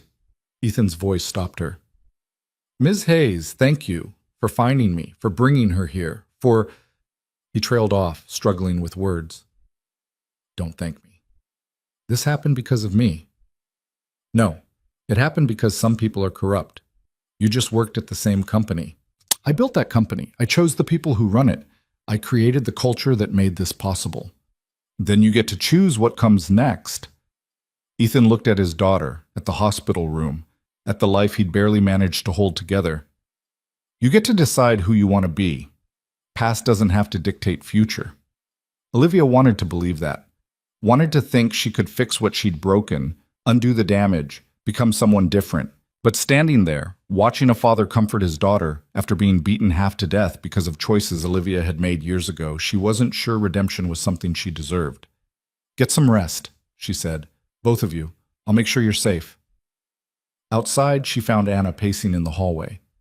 "Miss Hayes, what happens now? They took Ethan. They could come back. They won't." "I made sure of it." "How?" "By making it more expensive to hurt him than to leave him alone." Olivia pulled out her phone, turned it back on, saw 3 missed calls from Richard. She ignored them. "Anna, I need you to do something for me. I need you to document everything about the community center, every child who comes through, every program Ethan runs, every dollar spent. Can you do that?" "Why?" "Because I'm going to make sure it's properly funded. No more scraping by. No more depending on Ethan's minimum wage. Real resources, real support, real legitimacy." Anna stared at her. "You're serious?" "Completely. Why would you do that?" Because Ethan shouldn't have to choose between feeding himself and feeding those kids. Because this company has taken enough from him. It's time we gave something back. She left before Anna could ask more questions, before she had to explain that this wasn't altruism, it was penance, before she had to admit that no amount of money would fix what she'd broken, but at least it would stop breaking new things. Miguel drove her back to Hayes Tower. It was after 8, the building still lit up, still humming with activity, still broadcasting its message of success and power to the city below. Olivia looked up at it and felt nothing but tired. Miguel, tomorrow I'm going to need you for something important. What's that? Picking up the pieces of whatever happens when I burn my life down. He didn't ask what she meant, just nodded. I'll be ready. In her office, Marcus had left files stacked neatly on her desk. The Edwards merger had closed. The Tokyo acquisition was moving forward. Quarterly projections showed record growth. Everything was succeeding, and none of it mattered. Olivia sat at her desk, opened her laptop, and started typing an email to the board of directors. She didn't know exactly what she was going to say yet, but she knew it started with, "I need to tell you about Richard Voss," and ended with her watching everything she'd built either transform or collapse. Either way, tomorrow was going to be different. Either way, she couldn't go back to who she'd been yesterday. The woman who didn't ask questions, who didn't look too closely at consequences, who measured success by numbers instead of by the people those numbers represented. That woman had followed a janitor into the dark and discovered the cost of her empire, and she couldn't live with that cost anymore. The email sat on her screen, cursor blinking in the silence of her office. 3 paragraphs detailing Richard's crimes, 4 attachments containing evidence, and 1 simple conclusion. She was recommending his immediate termination and referral to federal authorities. Olivia's finger hovered over the send button. Her phone rang. David Brennan, her attorney. "Tell me you're not doing what I think you're doing," he said without greeting. "How do you know what I'm doing?" "Because I've been your lawyer for 5 years and I know how you think. You're about to send something to the board that's going to blow up the company. Don't." "Richard kidnapped an employee, David. Had him beaten. Threatened a child. I can't just—" "You absolutely can just. Listen to me very carefully. If you send that email tonight, in your current emotional state, without proper legal strategy, you're going to create a catastrophe. The board will panic. Investors will dump stock. Competitors will circle like sharks. Everything you've built will be vulnerable. Everything I've built is already corrupt." "Maybe, but destroying it in one impulsive move doesn't fix that. It just creates chaos that hurts everyone, including the people you're trying to protect." David's voice softened slightly. "I know you want justice. I know you're angry, but think tactically. If you want Richard to actually face consequences instead of just disappearing with a golden parachute, you need to do this right." Olivia closed her laptop. "What's the right way?" "First, you sleep. You've been running on adrenaline for 18 hours, and you're about to make decisions that affect thousands of people. Sleep, clear your head, then call me in the morning. We'll build a case that actually sticks instead of one that falls apart under scrutiny. And in the meantime, Richard gets to walk around free? In the meantime, Richard thinks he's won, which makes him sloppy, which gives us opportunity." David paused. "Trust me, Olivia. I want him to burn as much as you do, but let's make sure we light the right fire." She hung up, stared at her dark laptop screen. Her reflection looked back at her, pale and exhausted. When was the last time she'd eaten? Slept properly? Felt anything other than anger or shame? Marcus knocked softly, pushed the door open. "Ms. Hayes, I'm heading out. Is there anything you need?" "Go home, Marcus. Get some rest." "Are you going home?" "Eventually." He hesitated in the doorway. "Ms. Hayes, whatever's happening, whatever you're dealing with, I want you to know I'm with you. If you need anything, anything at all, you just have to ask." The loyalty in his voice made her throat tight. How many people had she inspired that kind of loyalty from? And how many of them had she actually deserved? "Thank you, Marcus. That means more than you know." After he left, Olivia sat in the silence of her office, looking out at the city that never really slept. Somewhere out there, Ethan was recovering in a hospital bed. Lily was probably curled up beside him, refusing to let him out of her sight. Anna was likely worrying about the center, about the kids, about what came next. And Richard was probably planning his next move, figuring out how to contain the damage, calculating his exit strategy. Olivia pulled out her phone, scrolled through her contacts until she found a name she hadn't called in 3 years. Jonathan Price, investigative journalist for the Tribune. They'd met during a conference, had maintained a professional friendship built on mutual respect and wariness. She typed out a message. I have a story for you. Corporate fraud, kidnapping, conspiracy. But I need time to build the case properly. Are you interested? His response came within minutes. Always interested. How solid is your evidence? Solid enough to put people in prison, but I need a week to make it airtight. I can wait a week. But Olivia, if you're burning bridges, make sure you know which side of the river you want to be on when they collapse. I'm working on it. She pocketed her phone, gathered her coat, and finally left the office. The lobby was empty except for a security guard she didn't recognize. Young, maybe 25, looking bored. Working late, Ms. Hayes? Something like that. Quiet night? Always is on Fridays. Everyone wants to get home for the weekend. He smiled. Though I guess when you're the boss, every night is a work night, huh? Sometimes. She paused at the door. Do you like working here? The question clearly surprised him. It's a good job. Pays well. Better than most security gigs. But do you like it? Do you feel like you're doing something that matters? He shifted uncomfortably, probably wondering if this was some kind of test. I mean, I'm making sure the building is safe. That matters to the people who work here. Right, of course. Olivia started to leave, then turned back. What's your name? Jackson. Jackson Porter. Well, Jackson Porter, I hope you have a good weekend. She could feel his confused stare following her out. Miguel was waiting with the car. He took one look at her face and said, Hospital or home? Hospital. I need to check on something. They drove through streets that were transitioning from business districts to neighborhoods, from wealth to poverty, from the world Olivia lived in to the one Ethan survived. The hospital was in between, serving everyone regardless of insurance or status, overwhelmed and underfunded, but still standing. The night nurse at the desk recognized her. Mr. Cole is resting. His daughter, too. They're both asleep. I don't want to wake them. I just need to see that they're okay. The nurse studied her for a moment, then nodded.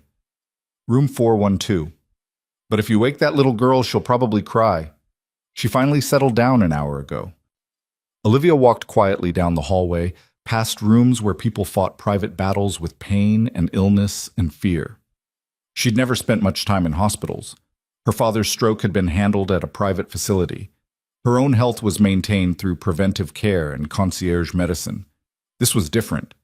Harsh fluorescent lights, sounds of monitors beeping, the smell of antiseptic barely covering something worse. Room 412 was dark, except for the glow of medical equipment. Ethan lay in the bed, bandages white against his bruised skin, breathing steady but shallow. Lily was curled up in a chair pulled close to the bed, her small hand wrapped around his fingers, her face peaceful in sleep. Olivia stood in the doorway, watching them, father and daughter, surviving together, still fighting despite everything. She thought about her own father, lying in that expensive facility upstate, his mind gone, even though his body persisted. She visited once a month, sat beside his bed, told him about the company he'd built that she'd transformed into something he wouldn't recognize. He never responded, never showed any sign of understanding, just stared at the ceiling while machines kept him alive. Was that winning? Was that success? You're hovering. Ethan's voice was rough, barely above a whisper. His eyes were open, focused on her. Nurses hate that. I'm sorry, I didn't mean to wake you. Wasn't asleep. Hard to sleep when everything hurts. He shifted slightly, winced. How bad is it? Your ribs will heal. The concussion should resolve. Physically, you'll be fine. I meant the other stuff. The company, Richard, whatever storm is about to hit. Olivia stepped into the room, keeping her voice low. I'm handling it. By destroying your career, I heard you on the phone in the warehouse. You threatened to burn everything down. For me. For what's right. Right. Ethan made a sound that might have been a laugh if it didn't hurt so much. You know what's funny? I spent 5 years being angry at Hayes Industries, at the decision that closed Tecton, at the person who signed off on it without thinking about the people it would hurt. I blamed that person for everything for Jennifer's death, for my life falling apart, for all of it. You should blame me. It was my decision. Yeah, it was, and it destroyed my life. He looked at his sleeping daughter. But it also led to this. To me, finding a way to help kids who had nobody. To me, becoming someone Jennifer would have been proud of. To Lily, growing up seeing that you can lose everything and still choose to be decent. That's a generous way to look at it. It's the only way to look at it and stay sane. Because if I spend my life being bitter about the past, I can't do anything about the present. He turned his attention back to her. So here's my question. What are you going to do about your present? I'm going to expose Richard, make sure he faces consequences, clean up the company. And then I don't know. Step down, probably. Let someone without blood on their hands run things. That's not cleaning up. That's running away. The accusation stung because it was accurate. What would you have me do? Stay and pretend I didn't build a system that enabled everything Richard did? Stay and build something better. You've got resources, connections, power. You can either walk away and let someone else make the same mistakes, or you can use what you've got to actually fix things. Ethan's voice was getting tired, his words slurring slightly. Your choice. But don't pretend walking away is some noble sacrifice. It's just easier than doing the hard work. He closed his eyes, exhaustion finally claiming him. Within seconds, his breathing evened out, back to sleep. Olivia stood there, stung by the truth of it. Walking away would be easier, cleaner. She could sell her shares, disappear to some private island, spend the rest of her life being quietly wealthy and uninvolved. But Ethan was right. That wasn't redemption. That was just giving up. She left the room quietly, found the nurse at the desk. I'm arranging for a private room for Mr. Cole and his daughter. Something more comfortable. And I want security posted outside their door. Private security, not hospital staff. Ms. Hayes, we don't typically bill it to me personally. And make sure they have whatever they need, food, clothes for the girl, anything. Back in the car, Miguel waited patiently. Home now? Yeah, home. Her apartment was in a building so expensive it didn't have to advertise. Doormen who knew everyone. Elevators that required key cards. The kind of security that kept the world at a comfortable distance. Olivia's unit took up the entire 42nd floor, 3,000 square feet of minimalist luxury that an interior designer had made perfect and sterile. She walked through rooms that didn't feel lived in, past furniture chosen for aesthetics rather than comfort, and stood at her own floor-to-ceiling windows looking at a view similar to her office. The city from above. Distant and controlled. Her phone rang. Unknown number. She almost didn't answer, then recognized the area code. Millbrook. Ms. Hayes, Anna's voice tight with stress. I'm sorry to call so late. I got your number from the hospital, but something's happened. Olivia's stomach dropped. What? The center. Someone broke in tonight, trashed the place, broke furniture, tore up books, spray-painted threats on the walls. The kids' artwork is destroyed. Everything. What kind of threats? Things like close down or else, and you're not wanted here. Ms. Hayes, the kids are terrified. Some of them saw it happen, were hiding in the back when these men came through. They said the men were looking for something, asking about Ethan. Richard. Still pushing, still threatening, still trying to eliminate anything that made Olivia care. Anna, listen to me carefully. Take photos of everything. Document all the damage. Don't clean anything up yet. Then I want you to take all the kids somewhere safe. A church, a school, anywhere with security and people around. Can you do that? Yes, but Ms. Hayes, we can't rebuild from this. We barely had enough supplies to begin with, and if these people come back, they won't. I'm going to make sure of it. Just keep the kids safe tonight. Tomorrow, I'm coming to Millbrook. We're going to fix this. After hanging up, Olivia stood in her perfect apartment, surrounded by expensive things that meant nothing, and made a decision. She called David back. It's 11 at night, Olivia. This better be... I'm done playing it safe. I'm done building cases. Richard attacked a community center full of children tonight. Terrorized kids who've already been abandoned by everyone else. So here's what's going to happen. Tomorrow morning, we're calling the FBI, the SEC, and the district attorney. We're giving them everything. And then I'm holding a press conference to make sure the whole world knows what Hayes Industries has become. Olivia, that's the right thing to do. Finally, Maybe for the first time in my career. She paced her living room, energy replacing exhaustion. I don't care if the stock tanks. I don't care if I lose my job. I care about making sure Richard can't hurt anyone else. And I care about showing those kids that someone with power actually gives a damn about them. Silence. Then David sighed. Okay, if you're committed to this, let's do it properly. I'll start making calls tonight. But Olivia, once we start this, we can't stop it. It's going to get ugly. It's already ugly. At least this way it might lead somewhere better. She spent the rest of the night preparing. Called Jonathan Price, gave him an exclusive preview of the story. Called her board members one by one, ignoring the late hour, telling them there would be an emergency meeting in the morning. Called every regulatory agency David recommended, setting appointments, promising evidence. By dawn, she'd built a war plan. By 7 a.m., she was back in her office, showered and changed, running on coffee and determination. Marcus arrived at 7:30, took one look at her, and said, "What's happening?" "Revolution.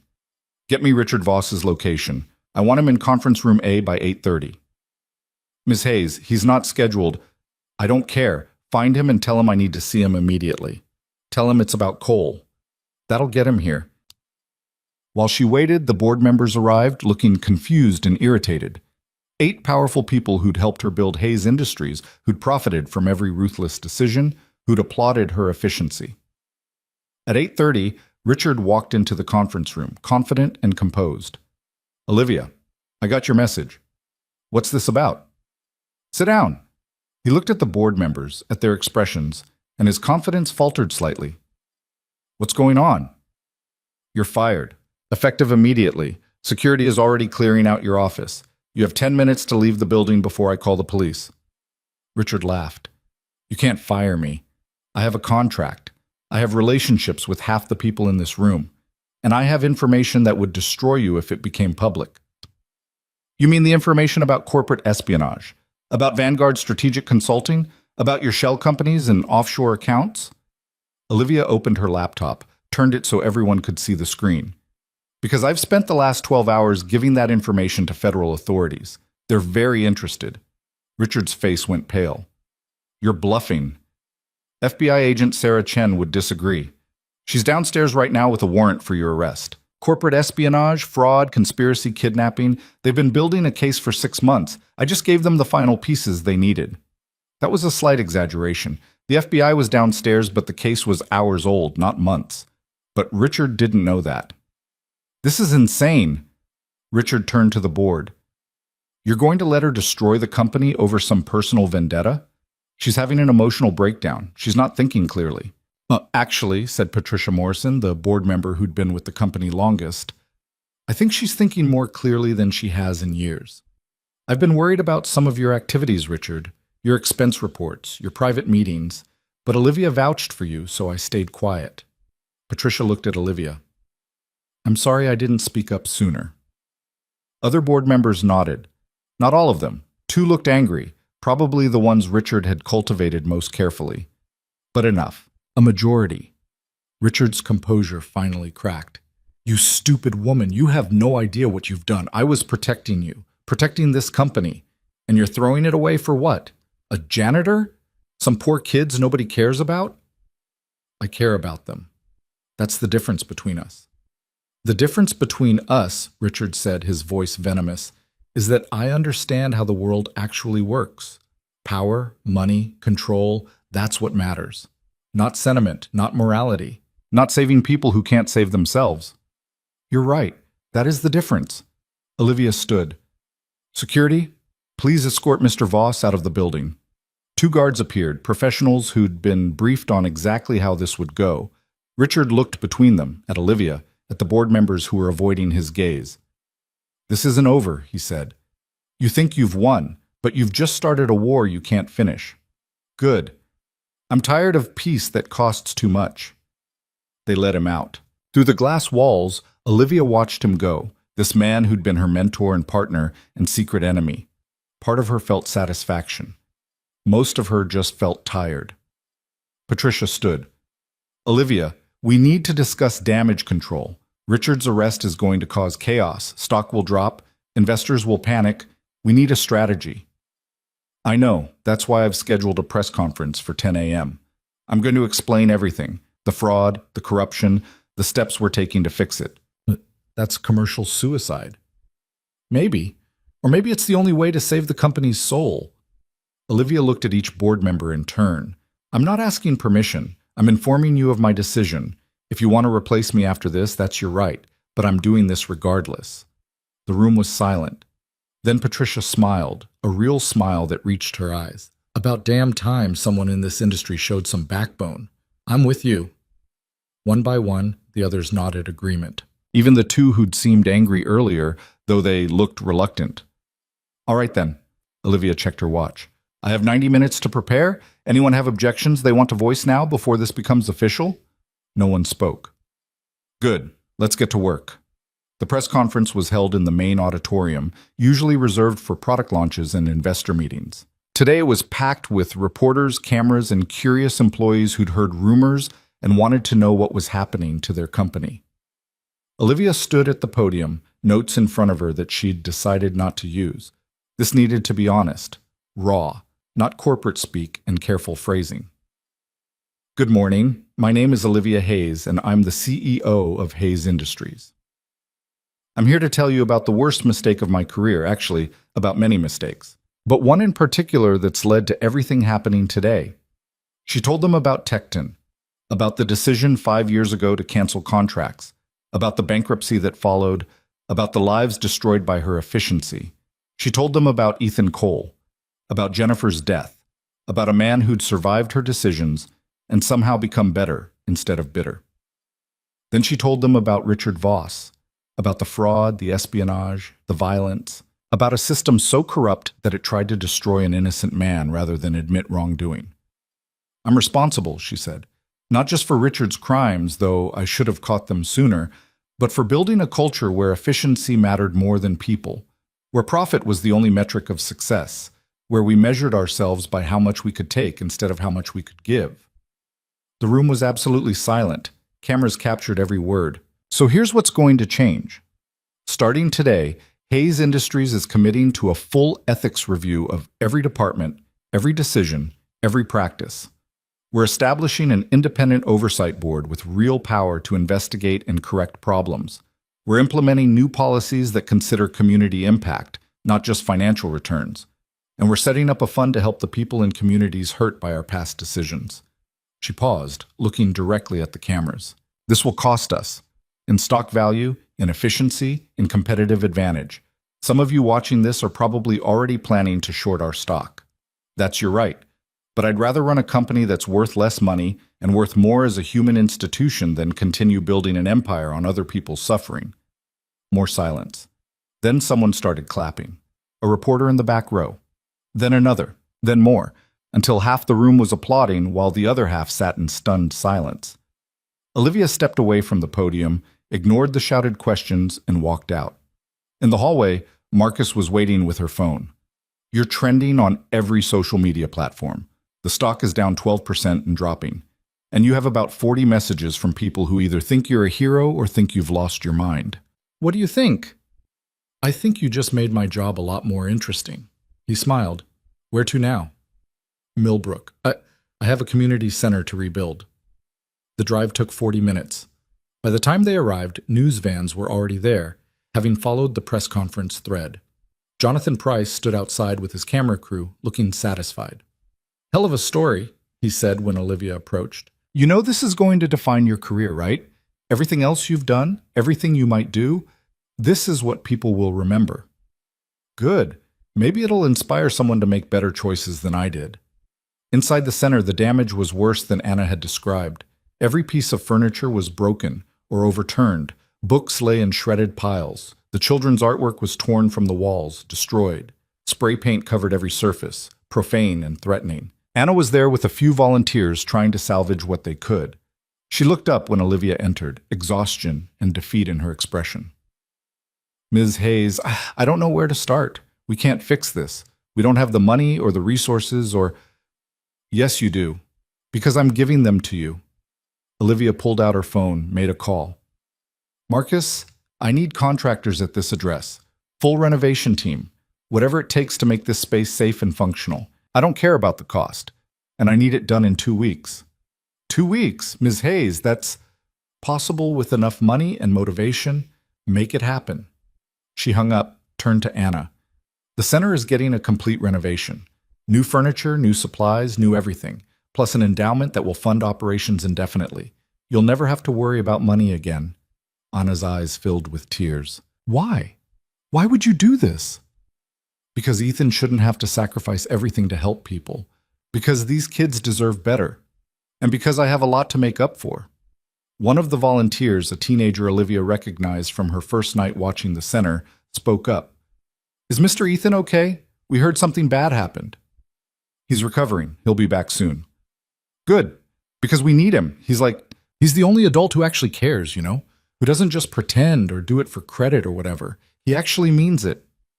Olivia nodded, understanding exactly what the kid meant. Ethan had earned their trust by showing up, by being consistent, by caring when no one else did. She spent the rest of the morning working alongside Anna and the volunteers, clearing debris, documenting damage, planning the renovation. Her expensive suit got dirty. Her hands got scratched.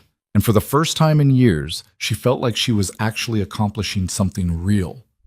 By afternoon, the contractors had arrived. So had news crews drawn by the story of a billionaire CEO doing manual labor in a broken-down community center. Olivia ignored them, focused on the work. Her phone rang constantly. Board members with updates, lawyers with questions, reporters wanting interviews. She ignored most of it, letting Marcus handle what he could. But when the hospital called, she answered immediately.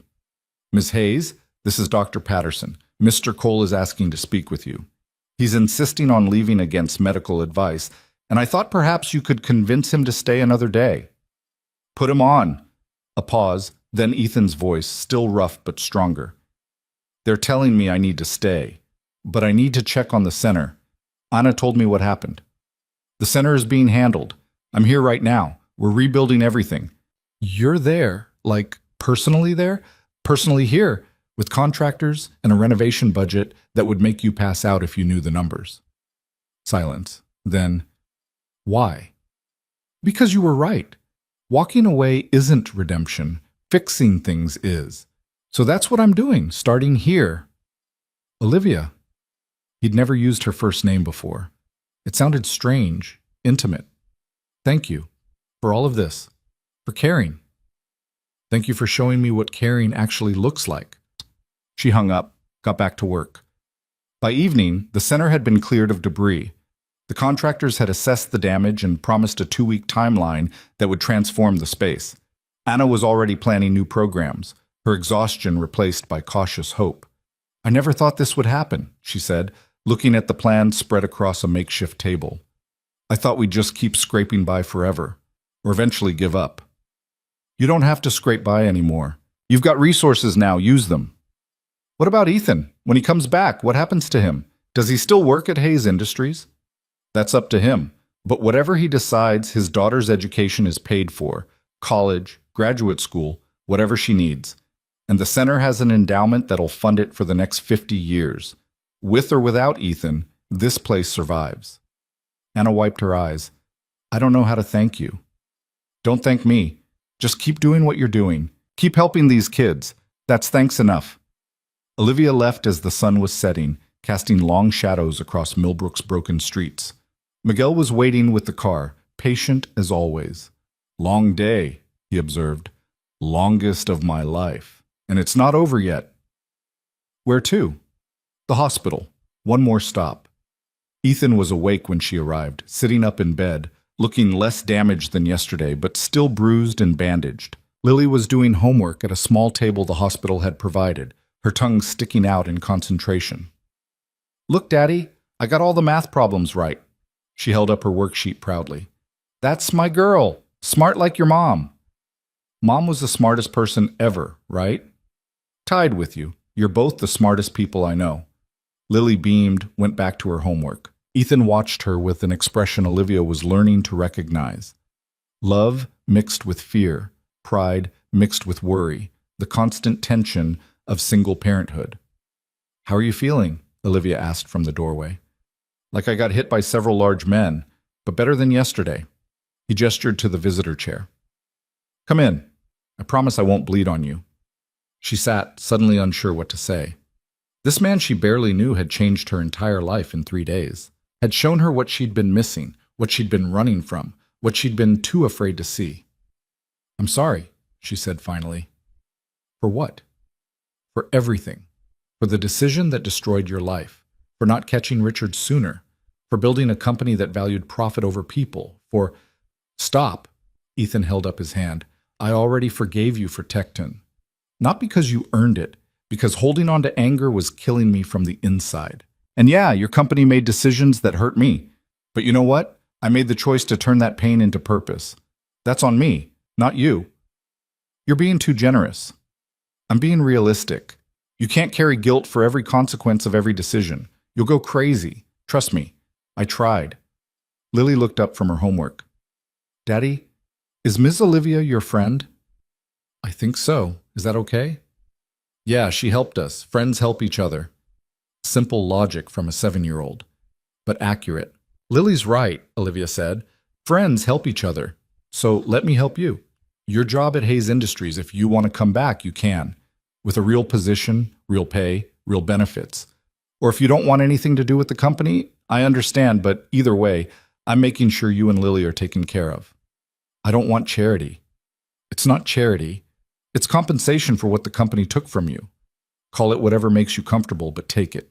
Because Lily deserves better than living in that building. And you deserve better than working yourself to death while trying to save everyone else. Ethan looked at his daughter, at her homework, and her hopeful face, and Olivia saw the moment he decided to accept. Not for himself. For her. Okay, but I have conditions. Name them. The center stays independent. I don't want Hayes Industries taking it over or controlling it.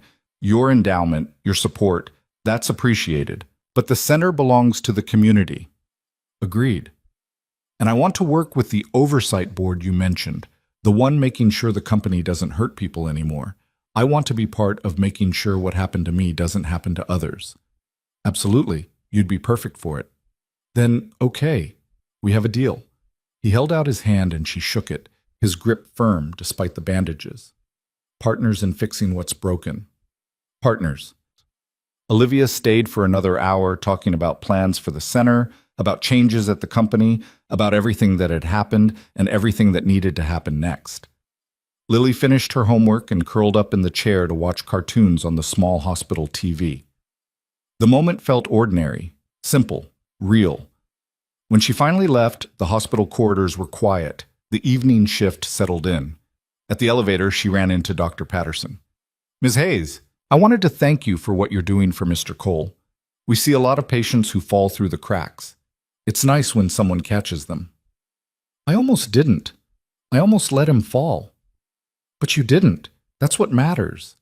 The drive back to her apartment should have felt lonely. Instead, it felt purposeful. Like she was finally moving towards something instead of just away from everything. At home, she opened her laptop to dozens of notifications. The press conference had gone viral. Some people praised her courage. Others called her naive. The stock had stabilized at 14% down, not great, but not catastrophic. More importantly, she had emails from community organizations, nonprofits, other companies asking about her ethics initiative, asking how they could implement similar changes, asking if this was real or just publicity. She answered each one personally, sending details, sharing documents, being honest about mistakes and uncertainties. By midnight, she was exhausted but satisfied, the kind of tired that came from actually doing something instead of just managing things. Her phone buzzed with a text from an unknown number. This is Ethan. Anna gave me your personal number. Just wanted to say thank you for everything, for seeing us, for caring, for choosing to be different. She typed back.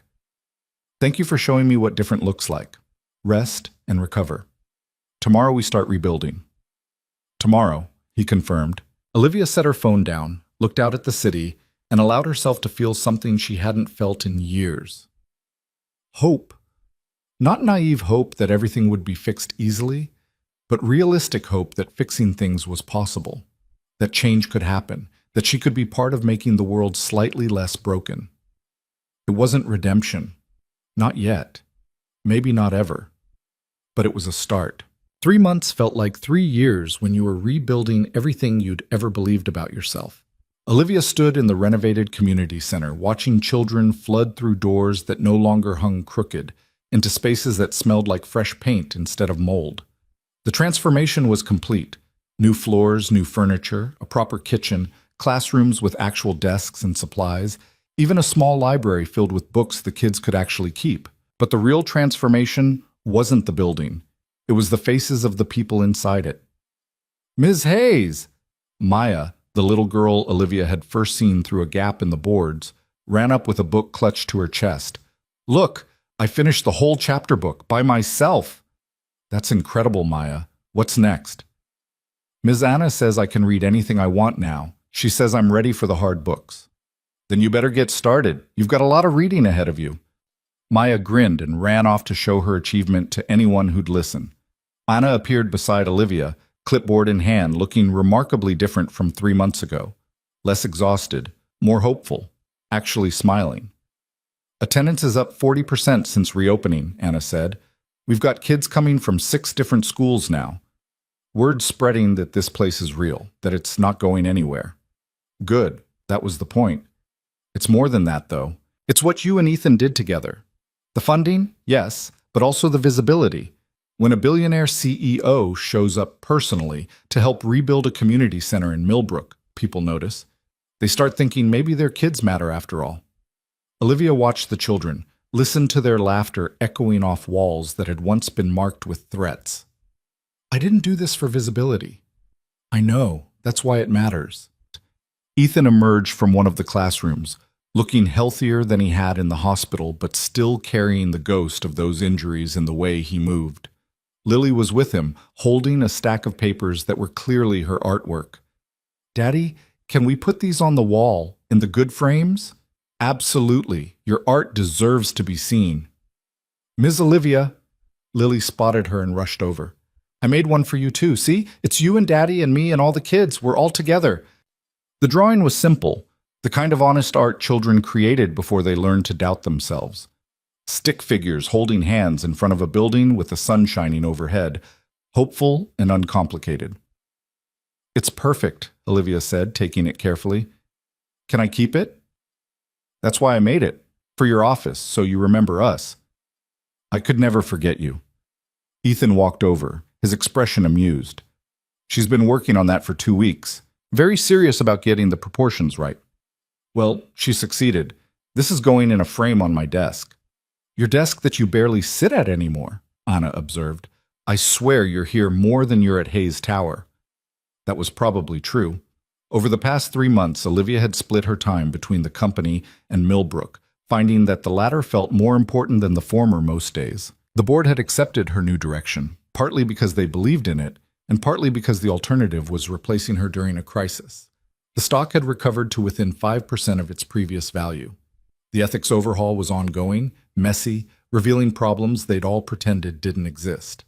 And Richard Voss was in federal custody, facing 17 charges ranging from corporate espionage to kidnapping. His trial was set for next month. Olivia would have to testify, relive everything, make it all public record. She wasn't looking forward to it, but she wasn't running from it either. "I need to get back to the tower," she said, checking her watch. "Board meeting at 3, but I'll be back tomorrow. We're supposed to finalize the mentorship program details." "Before you go," Ethan said, "can we talk? Privately?" They walked outside, away from the noise and energy of the center. The neighborhood still looked rough, but there were signs of change. New businesses opening, buildings getting repaired, people looking less defeated. "What's wrong?" Olivia asked. "Nothing's wrong. That's actually what I wanted to talk about." Ethan leaned against the building's new exterior wall. "Things are good. Better than good. The center's thriving. Lily's happy. I've got a job I actually care about on your oversight board. We've got stability for the first time in years." I hear a but coming. "But I'm worried about you." That caught her off guard. "Me? I'm fine." "You're exhausted. You're working 16-hour days between the company and here. You're trying to fix everything and everyone, and you're running yourself into the ground doing it. I can handle it. That's not the point. The point is, you're doing what I used to do, Sacrificing yourself because you think you owe some kind of debt. Ethan's voice was gentle but firm. Olivia, you've done incredible things. You've changed lives. You've changed yourself. But you can't carry the weight of every past mistake forever. At some point, you have to forgive yourself. I'm not sure I know how. Yeah, well, neither did I. Still working on it, honestly. But I've learned that redemption isn't about punishing yourself until you feel you've suffered enough. It's about becoming someone different, someone better. And you've already done that. Have I? Or am I just performing a different version of the same character? Ruthless CEO becomes charitable martyr. Same control issues, different target. Ethan laughed, actually laughed. Okay, that's fair. You definitely have control issues. But at least now you're controlling things toward helping people instead of just accumulating power. Is that enough? It's a start, and starts are all anyone gets. The rest is just showing up consistently and trying not to mess up too badly. He paused. Look, I'm not saying stop caring. I'm saying remember to care about yourself too. Because Lily asks about you, you know. She worries when you look tired. Says you remind her of how I used to look before everything changed. The idea that a 7-year-old was worrying about her made Olivia's chest tight. I'll try to take better care of myself. Good. Because we need you around, not just the center, me and Lily. We need you. There was something in the way he said it that felt significant, weighted with meaning beyond friendship or gratitude. Olivia met his eyes and saw something she hadn't expected to find. Connection. Real connection. The kind that wasn't built on business transactions or mutual benefit, but on shared experience and genuine understanding. I need you too, she said quietly. Both of you. You've taught me more in 3 months than I learned in 30 years of trying to conquer the world. What did we teach you? The power isn't about control. It's about choosing to stand with people instead of above them. That success isn't measured in dollars or market share, but in lives touched and hope restored. That sometimes the bravest thing you can do is admit you were wrong and try to do better. Ethan smiled. See, you're learning. Give yourself some credit. I'm trying. Try harder. That's an order from your oversight board colleague. You can't order your boss around. Watch me, boss. They walked back inside together, and Olivia realized she was smiling. Actually smiling, not the corporate mask she'd perfected, but genuine amusement and warmth. The board meeting that afternoon was tense, as most of them had been since Richard's arrest. 2 board members had resigned in protest, claiming Olivia's ethics initiative was destroying shareholder value. 3 new members had been added, chosen for their commitment to responsible business practices rather than just their financial expertise. Patricia Morrison was still there, still fierce, still pushing for change. The Chicago Facility Union has agreed to our new terms, Patricia reported. Better wages, better benefits, actual job security. In exchange, they're committing to productivity standards that we both find acceptable. How are the numbers looking? Olivia asked. Better than expected. Turns out when you treat workers well, they perform better. Shocking concept. Patricia's sarcasm was sharp but affectionate.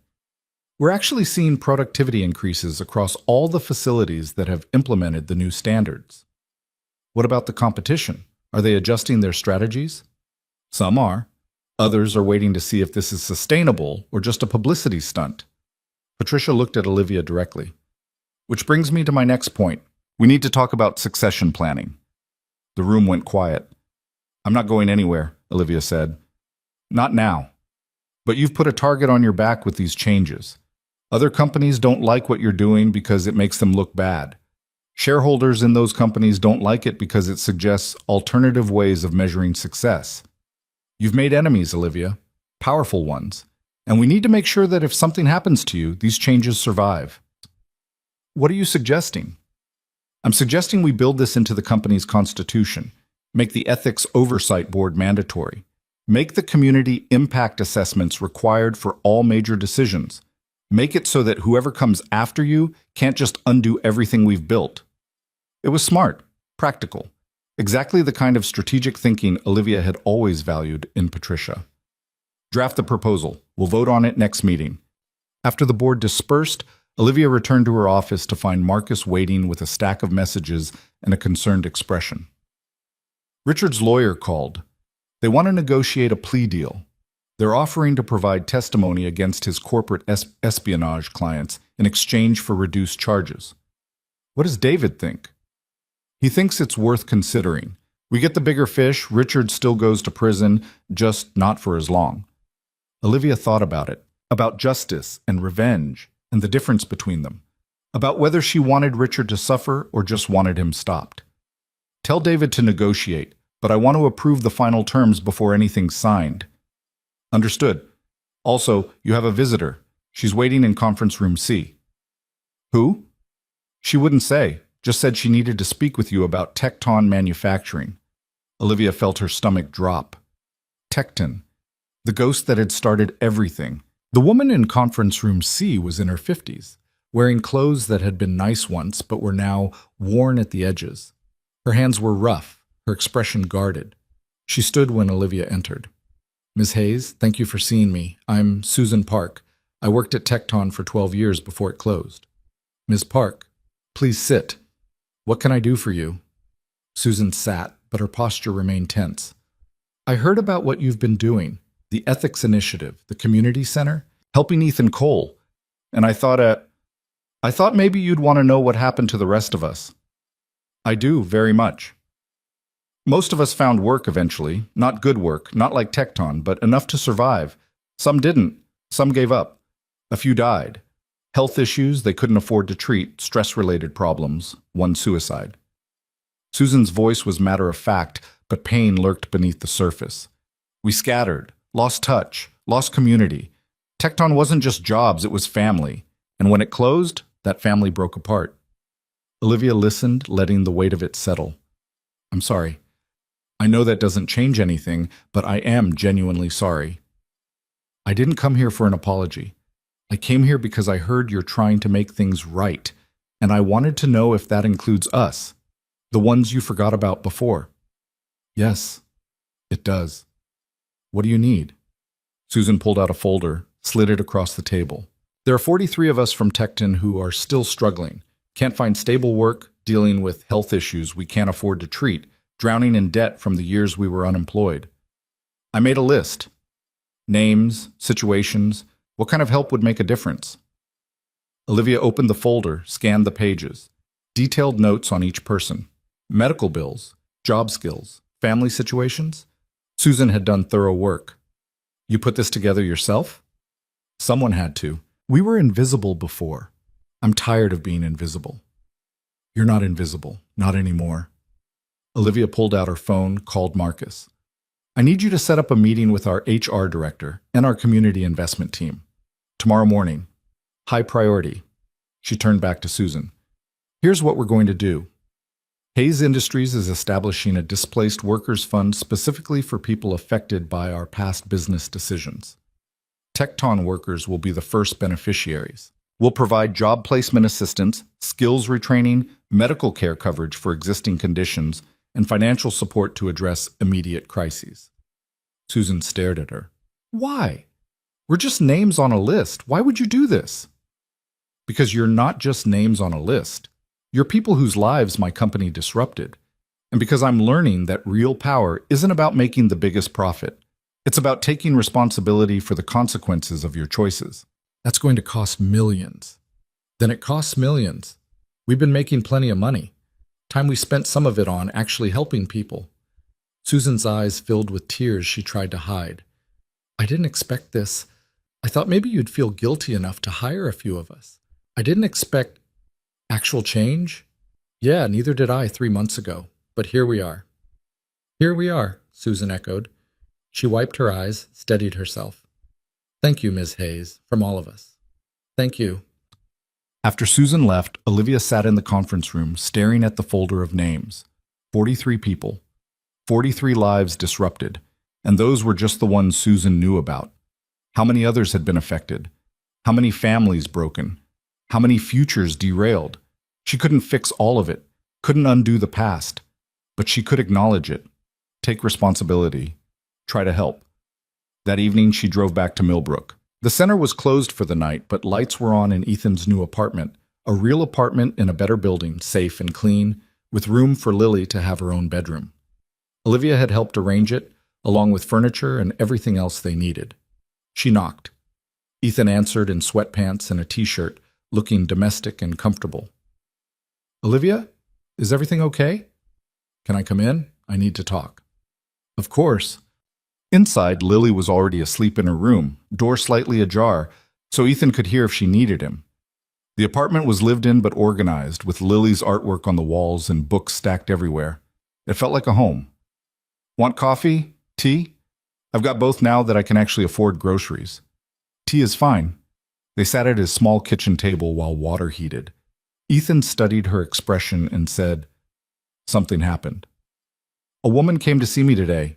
Susan Park. She worked at Tecton." "I remember Susan. She ran the quality control department. Good person. How is she?" "Struggling? Like most of the people who lost jobs when Tecton closed, she brought me a list of 43 people who need help. And you're going to help them." "I'm going to try." But Ethan, it made me realize something. There are probably thousands of people affected by decisions I've made over the years. Tecton was just one company. We've closed facilities, canceled contracts, laid off workers in pursuit of efficiency. How many Susan Parks are out there that I'll never know about? Probably a lot. That's what scares me. I can't fix it all, can't even find it all. So what's the point? What's the point of trying when the damage is already done and I can't possibly make it right? Ethan poured hot water over tea bags, set a cup in front of her. "The point is you're trying. Look, you're never going to achieve perfect redemption. You're never going to balance the scales completely. That's not how life works. But you can choose every day to do better than you did yesterday, to help the people you can reach, to build systems that prevent future harm. That's all anyone can do. It doesn't feel like enough. It never does. Trust me, I spent 2 years thinking nothing I did for those kids mattered because there were so many more I couldn't reach. But Anna told me something that helped. She said, even if you can't help everyone, you can help someone. And to that someone, it changes everything." Olivia sipped her tea, let the warmth spread through her. "When did you get so wise?" "When I stopped being angry and started paying attention. Anger's easier, honestly, but it doesn't build anything. I'm still angry sometimes. At Richard, at myself, at the system that made all of this possible. Good. Use that anger, but don't let it consume you. Let it motivate you instead." They talked for another hour, about the center, about the company, about Lily's progress in school and the new reading program they were implementing. Easy conversation, the kind Olivia had forgotten was possible. Not strategic, not transactional, just two people who understood each other talking about life. When she finally left, Ethan walked her to the door. "Thank you," she said, "for listening, for being patient with me while I figure this out. Thank you for caring enough to try. A lot of people in your position wouldn't. A lot of people in your position wouldn't have survived what you survived and come out better for it. We're both just trying to be decent humans, probably overthinking it." Olivia smiled. "Probably." She was halfway down the hallway when he called after her. "Olivia, would you want to have dinner sometime? Not business dinner, just dinner." She turned back, saw him looking uncertain in his doorway, and felt something shift in her chest. "I'd like that. A lot." "Good. Me too." The next 6 weeks passed in a blur of activity. The Displaced Workers Fund launched with significant media attention. 38 of the 43 people on Susan's list found jobs or received assistance. The Ethics Oversight Board completed its first comprehensive review, resulting in policy changes across 17 departments. The Millbrook Center expanded to offer evening programs for adults, providing job training and education. And through it all, Olivia found herself spending more time with Ethan and Lily. Dinners became regular. Weekends included trips to museums and parks. Lily started calling her Miss Olivia instead of Ms. Hayes, which felt significant. The trial started on a cold morning in late January. Olivia arrived at the courthouse to find protesters on both sides, some supporting her reforms, others calling her a traitor to capitalism. News vans lined the street. Security was heavy. Inside, Richard looked smaller than she remembered, diminished. His expensive suit couldn't hide the fact that he was a man facing consequences for the first time in his life. Their eyes met across the courtroom. He looked away first. The prosecution built their case methodically: corporate espionage, fraud, conspiracy, kidnapping. Each charge backed by evidence Olivia had helped provide. She testified for 6 hours over 2 days, recounting everything from the Tecton decision to discovering Richard's betrayal to finding Ethan beaten in that warehouse. Richard's lawyer tried to paint her as an unreliable witness, someone with a vendetta, someone whose judgment was compromised by emotion. But the evidence spoke for itself. On day 4, Richard accepted the plea deal: 15 years in federal prison in exchange for testimony against his corporate espionage clients. The judge accepted the terms. Outside the courthouse, reporters swarmed. Olivia made a brief statement. "Justice has been served today, but this isn't a victory. It's a reminder that systems of power can be corrupted if we're not vigilant. Hayes Industries is committed to ensuring this never happens again. We're committed to transparency, accountability, and putting people before profits." That's not a slogan, it's a promise. She took no questions, letting her lawyer handle the follow-up while she escaped to where Miguel waited with the car. But instead of going back to the office, she gave him an address in Millbrook. Ethan was at the center when she arrived, helping teenagers prepare for their GED exams. He looked up when she entered, read her expression, and immediately stood. "How did it go?" "It's over. 15 years. He accepted the plea. How do you feel?" Olivia considered the question honestly. Tired, relieved, still angry, but mostly just tired. "Come here." He pulled her into a hug, and she let herself lean into it, let someone else hold her up for a moment. Lily appeared from somewhere, wrapped her arms around both of them. "Group hug. We're good at group hugs." They were. Surprisingly good. That night, after the center closed and Lily was asleep, Olivia and Ethan sat on his apartment's small balcony, sharing a bottle of wine neither of them particularly liked but drank anyway. "Can I ask you something?" Ethan said. "Always." "What happens now? The trial's over. Richard's going to prison. The company's changing. The center's stable. What's next for you?" "I don't know. Keep doing what I'm doing, I guess. Keep trying to fix things." "That's not a plan. That's a treadmill. What would you suggest?" "I'd suggest you figure out what you actually want, not what you think you owe or what you should do. What do you want?" Olivia looked out at Millbrook's lights, at this neighborhood that had taught her more than Harvard Business School ever did. "I want to matter. Not because I'm rich or powerful or because my name is on a building. I want to matter because I made things better, because people's lives improved because I existed." "You already do that." "Do I? Or am I just less terrible than I used to be?" "Both can be true, and both matter." Ethan refilled their glasses. "Here's what I know. 3 months ago, my daughter and I were barely surviving. Now we're thriving. That's because of you. 43 people from Tecton who are struggling now have hope. That's because of you. Hundreds of kids in Millbrook have a safe place to learn and grow. That's because of you. So yeah, you matter. You matter a lot. I couldn't have done any of it without you showing me what was possible." "Then we matter together. Good thing we're friends." "Is that what we are? Friends?" Ethan set down his wine glass, turned to face her directly. "I don't know.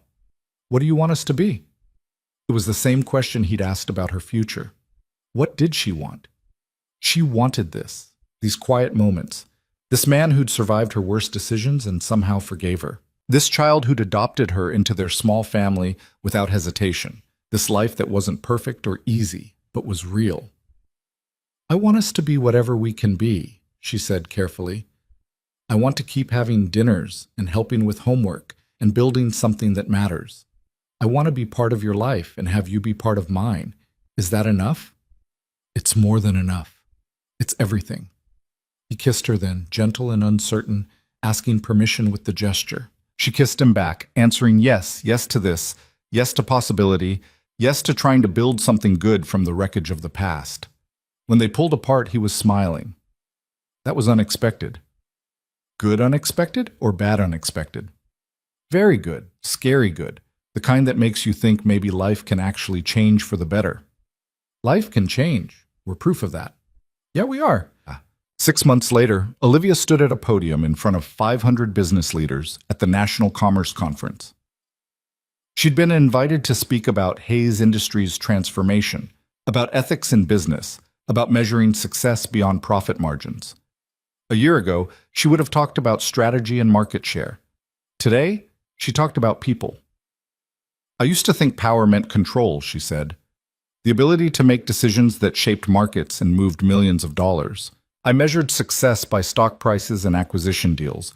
I thought being ruthless was being smart. She paused, scanning the audience. Faces that reminded her of her younger self.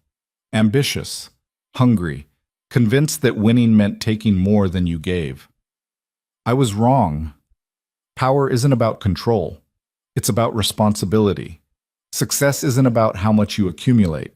It's about how many lives you improve. And being ruthless isn't smart. It's just being willing to sacrifice other people for your goals. Some people in the audience were nodding.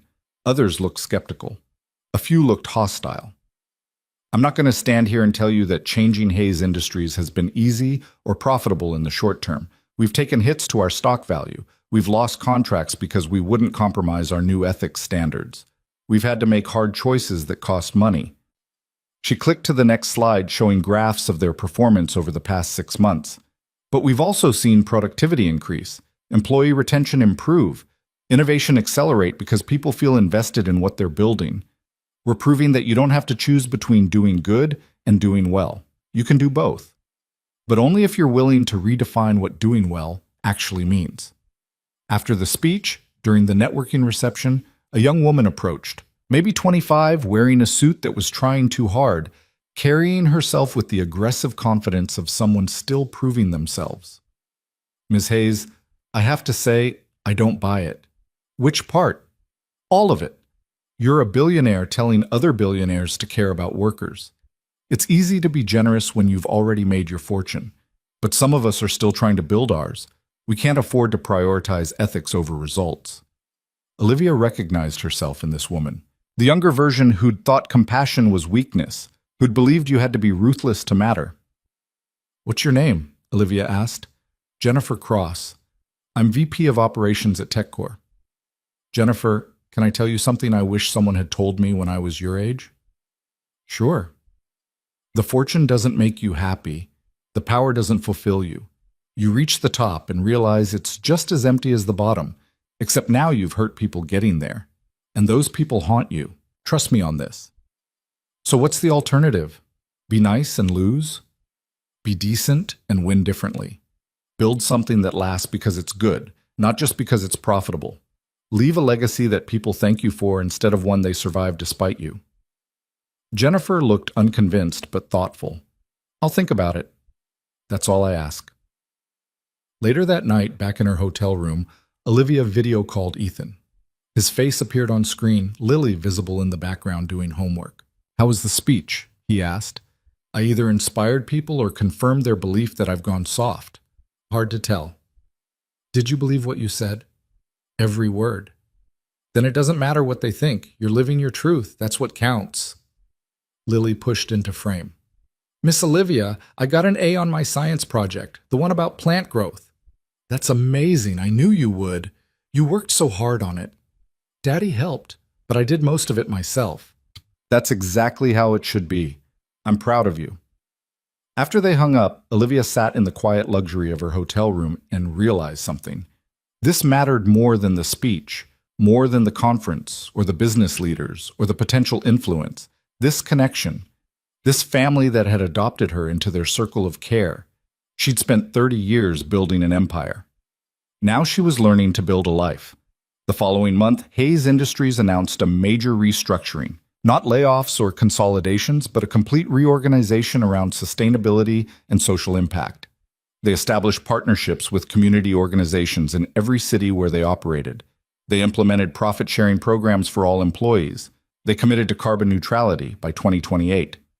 Wall Street was skeptical. Competitors were watching carefully, but orders kept coming in, and gradually the skepticism turned to curiosity. Maybe Hays Industries was onto something. Olivia stepped back from day-to-day operations, appointing a new COO who shared her vision but brought fresh energy. She remained CEO but focused on strategic direction rather than operational details. More importantly, she focused on balance. She spent mornings at the office and afternoons at the center. She had dinner with Ethan and Lily 3 times a week. She visited her father every week, sitting beside his bed, telling him about the company he'd built, and how she was trying to make it something he'd be proud of, even if he couldn't understand. On a Saturday in early spring, the center hosted a celebration for its 1-year anniversary. The place was packed: kids, parents, volunteers, donors, community members. Music played, food was abundant, joy was palpable. Maya, who'd graduated from picture books to young adult novels, stood at a microphone to give a speech. A year ago, this place was falling apart. Some bad people tried to close it down. They thought we didn't matter. They thought nobody cared about kids like us. Maya's voice was steady, confident. But Mr. Ethan cared, and Miss Anna cared, and Miss Olivia cared. They fought for us. They rebuilt this place. They showed us that we do matter, that we're worth fighting for. The applause was thunderous. Olivia felt tears on her cheeks and didn't bother hiding them. Afterward, she found Ethan on the small patch of grass behind the building, watching Lily play with other kids. "Pretty good year," he observed. "Best year of my life, actually. Better than becoming the youngest female Fortune 500 CEO. So much better it's not even comparable." Ethan took her hand, intertwined their fingers. They'd been together for 4 months now, taking things slowly, figuring out how 2 people with complicated pasts built something simple and good. "I love you," he said. Not dramatically, just matter of fact, like commenting on the weather. "I love you too," she replied, equally simple. "Good. Because Lily's been asking when you're going to move in with us. Apparently you're here so much anyway that you might as well make it official." "Is that your way of asking me to move in?" "It's my way of saying that our family feels incomplete when you're not there. So yeah, if you want, move in, make it official, be part of this thing we're building." Olivia looked at him, at Lily laughing in the sunlight, at the center full of children who had hope because people chose to fight for them. She thought about her apartment, beautiful and empty, and about this small space in Millbrook that felt like home. "I want that. I want all of it. Even the part where you have to share a bathroom with a 7-year-old who forgets to put the cap back on the toothpaste. Especially that part." 6 months after that, on a Saturday morning, Olivia woke up in their apartment to the smell of pancakes and the sound of Lily singing off-key in the kitchen. She lay there for a moment, taking inventory of her life. She was CEO of a company that was profitable and ethical. She had a family she loved. She was making a difference in her community. She still had work to do, mistakes to fix, systems to change. But she was doing it, actually doing it. Her phone buzzed with a text from Patricia. "Board approved the constitutional changes. Everything we built is now permanent. You did it." Not you did it. We did it. Together. Olivia got up, pulled on a robe, and joined her family in the kitchen. Ethan was at the stove, Lily was setting the table, and they both looked up when she entered. "Morning," Ethan said, smiling. "Morning. Those better be chocolate chip pancakes." "Obviously. What do you think we are, amateurs?" Lily climbed onto her chair. "After breakfast, can we go to the center? I want to help Anna with the new reading program setup." "Sure. I need to check on some things there anyway." "You always have things to check on. Daddy says you're a workaholic." "Daddy's right, but I'm working on it." They ate breakfast together, arguing about whether chocolate chips counted as a legitimate breakfast food, and planning their day. Normal domestic chaos. Imperfect and real and good. Afterward, as they walked to the center together, Lily between them holding both their hands, Olivia thought about the journey that had brought her here. Following a janitor into the darkness because she suspected theft.